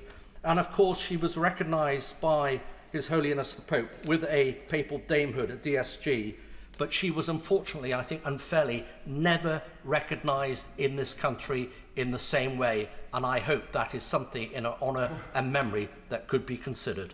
Thank you. Well, again, let me say to the honourable gentleman, those are some lovely memories that he has shared with the House of his dear friend. As he was making his contribution, I thought I would follow what he had said in relation to counter-terrorism policing and just place on the record my gratitude for our counter-terrorism policing across the country. We actually have a world-leading counter-terror policing operation in this country. We are very lucky to have them. They do a great job keeping all of us safe, and I know I speak on behalf of the whole House when I place those remarks on the record. He is right. Many members have made this point today about the unaccountability of social media platforms for their algorithms and for the type of content that they host on their platforms. The government has already done some work in this area, but I'm sure we will have to go further, and as I've committed before, I will make sure the House is updated in due course. Roberts. I speak on behalf of my party, Plaid Cymru. I think we will remember where we were when we heard the news once again that, in this case, a former member of Parliament, but somebody who lived the same lives as ourselves, died in such a hideous, shocking way in the murder. And of course, it is the work of the police and the justice system now that must come first and foremost. And I was with North Wales Police in training many of their officers on Operation Bridger only on Friday afternoon, just before this happened. And I do commend them, but also I think we really need to know how difficult it is for the police, because what Operation Bridget does has to go down to the front line. The front line need to be alert to that. And I must also mention the importance of Operation Ford for Senedd members in Wales, other national parliaments elsewhere, and also for councillors, because the ability of elected representatives, all of us, to do our job by being available to meet constituents and speak directly to them is precious. We need to be alert to keeping that. The trust that goes with being able to meet people is precious. So does she agree with me that we're not just talking about protection for ourselves for this year, for a few years to come? What we're doing here, what we are endeavouring to do here, is to safeguard the values of democratic debate over violence into the future. I think the Honourable Lady is absolutely right. When I was first elected in 2010, I used to run an open, first-come, first-served advice surgery, and now that is no longer possible. And in the last few years, I've had to change, still offer advice surgeries, but on very different terms to when I first became a Member of Parliament. And it's a huge change, actually. It's entirely as a result of what happened to Joe Cox and to Sir David Amess. And it's a tragedy because it does change the way that you relate to your constituents. It is a very precious thing that we must protect, that connection between Members of Parliament and those that they represent, between councillors and those that they represent as well. That is the work that the Government and the Parliamentary Security Department, Mr Speaker, and all of his team here in the House are determined to see through, to make sure that even if there are some changes in the way we relate to our constituents, that we are still able to do so on terms that we would all recognise as good old British democracy at its best. Lee Anderson. Thank you, Madam Deputy Speaker. There are no words to express the sadness that we feel about the passing of Anne Widdecombe, but the sadness, unfortunately, is turning to anger. Anger not just at the social media companies, but also all of us in this place and the politicians and some of the language that we use in this place. And Reform UK MPs have been labelled as racist, as Nazis, as bigots by people serving in this place, and that undoubtedly increases the risk of attacks on politicians on this side. But is the Home Secretary aware of any increased risk to Reform UK MPs? Let me say to the honourable gentleman, I think that it is important that all members of the House are careful and calm in the way that we describe other members of this House and the work done by other members in this House. I think that we have to imagine how we would feel if we were on the receiving end of that and try to treat others the way we wish to be treated ourselves. And I would certainly want to make sure that I say from this dispatch box for myself and for the government that any abuse or harassment of members of Parliament to other members of Parliament is unacceptable as well. We should all moderate our language. We also have to get the right balance in this place between fierce and contested political debate, which happens on both the right and the left of the spectrum, and then also making sure that we don't slip into behaviours that increase threat to any of our colleagues. It is a difficult balance sometimes to strike in the heat of the moment, in the heat of a very polarised debate, but we still have a responsibility to show our best selves at work, as it were, and I would always caution all members, before you say anything quickly, just take a minute to reflect and then think about what you're about to say.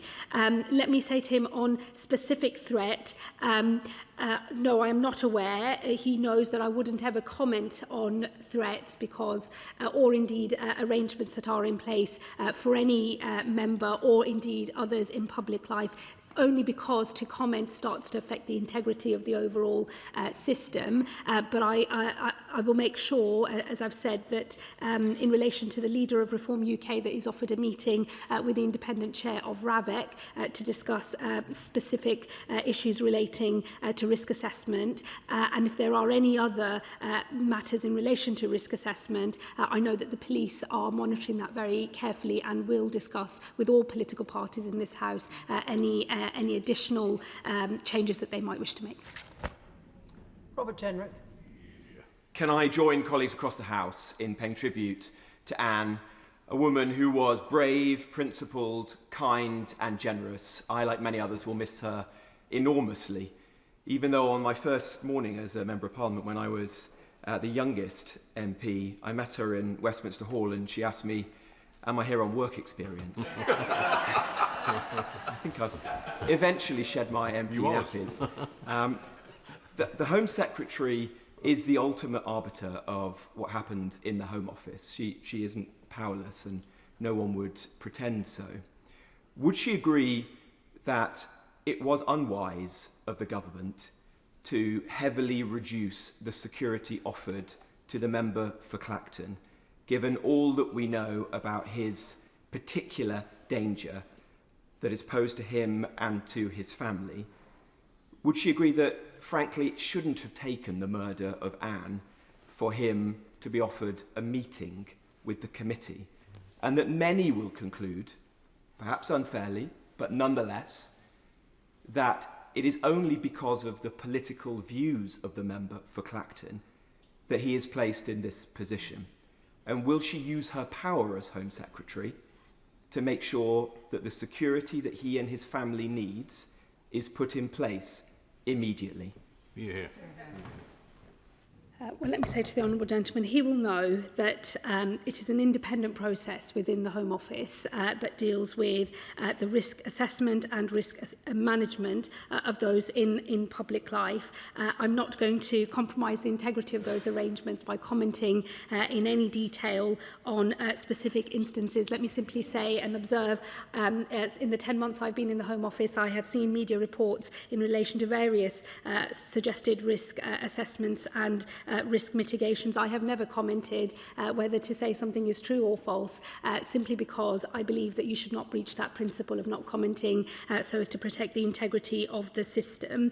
But that the meeting has been offered. Let me assure him in relation to RAVIC, it is and will always be fiercely independent. It must be, because the protection that is offered and the level of protection and the tactics of protection that are offered to people must never be based on a political assessment of who needs it, but an independent operational assessment of what risk is and how it is best managed. And I do think that that operational independence is incredibly important, and I will always maintain it and protect it. And I know the government as a whole will do so as well. Madam Deputy Speaker, and the death of Anne Widdecombe is incredibly shocking, and I didn't know Anne Widdecombe as an MP, but it's been a wonderful afternoon listening to colleagues from across this House share some of their memories. She is was clearly a formidable political leader, and of course we will always remember her as well as an entertainer. And my thoughts are with her family and her friends at this incredibly difficult time. But her death is, I think, also a devastating reminder about the problem that all of us in this place, of all elected members and in particular councillors as well, all face on a day-to-day basis while we try to serve the communities that we love and we have been elected to serve. And I think it has come across very clearly in this chamber that we all want to and need to do more to protect each other and our democracy. And particularly reflecting on councillors, I speak a lot to my councillors in Guildford and also as the local government spokesperson to councillors from across the country. And the stories I hear are horrendous.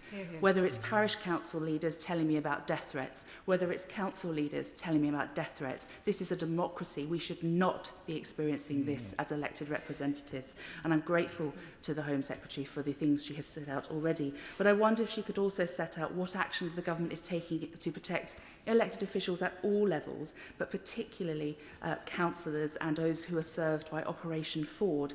And whether she can confirm that there will be more resources made available to Operation Ford so that they can provide a consistent level of support across the country, as I know that police officers and police forces across the country want to do that, but I do hear varying levels of support across the country. Thank you.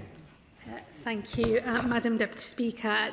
Let me also join with the Honourable Lady in saying it has been a very moving afternoon hearing tributes to Anne Widdecombe across the House, and particularly from her former colleagues in the Conservative Party and also from her colleagues in Reform UK, who are obviously very personally affected, and I offer my condolences to all of them once again on the loss of their friend and their colleague.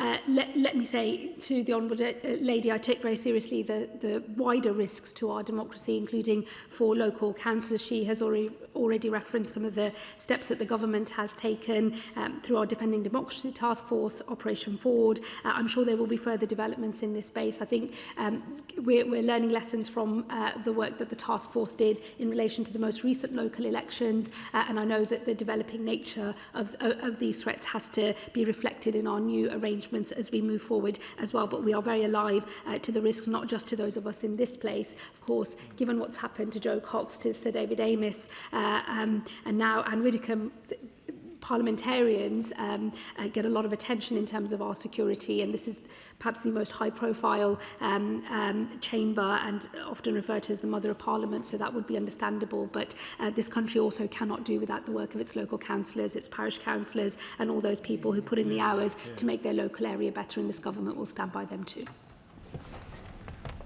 Can I thank the Home Secretary for her statement this afternoon, and I will allow a few moments for the front bench to swap over.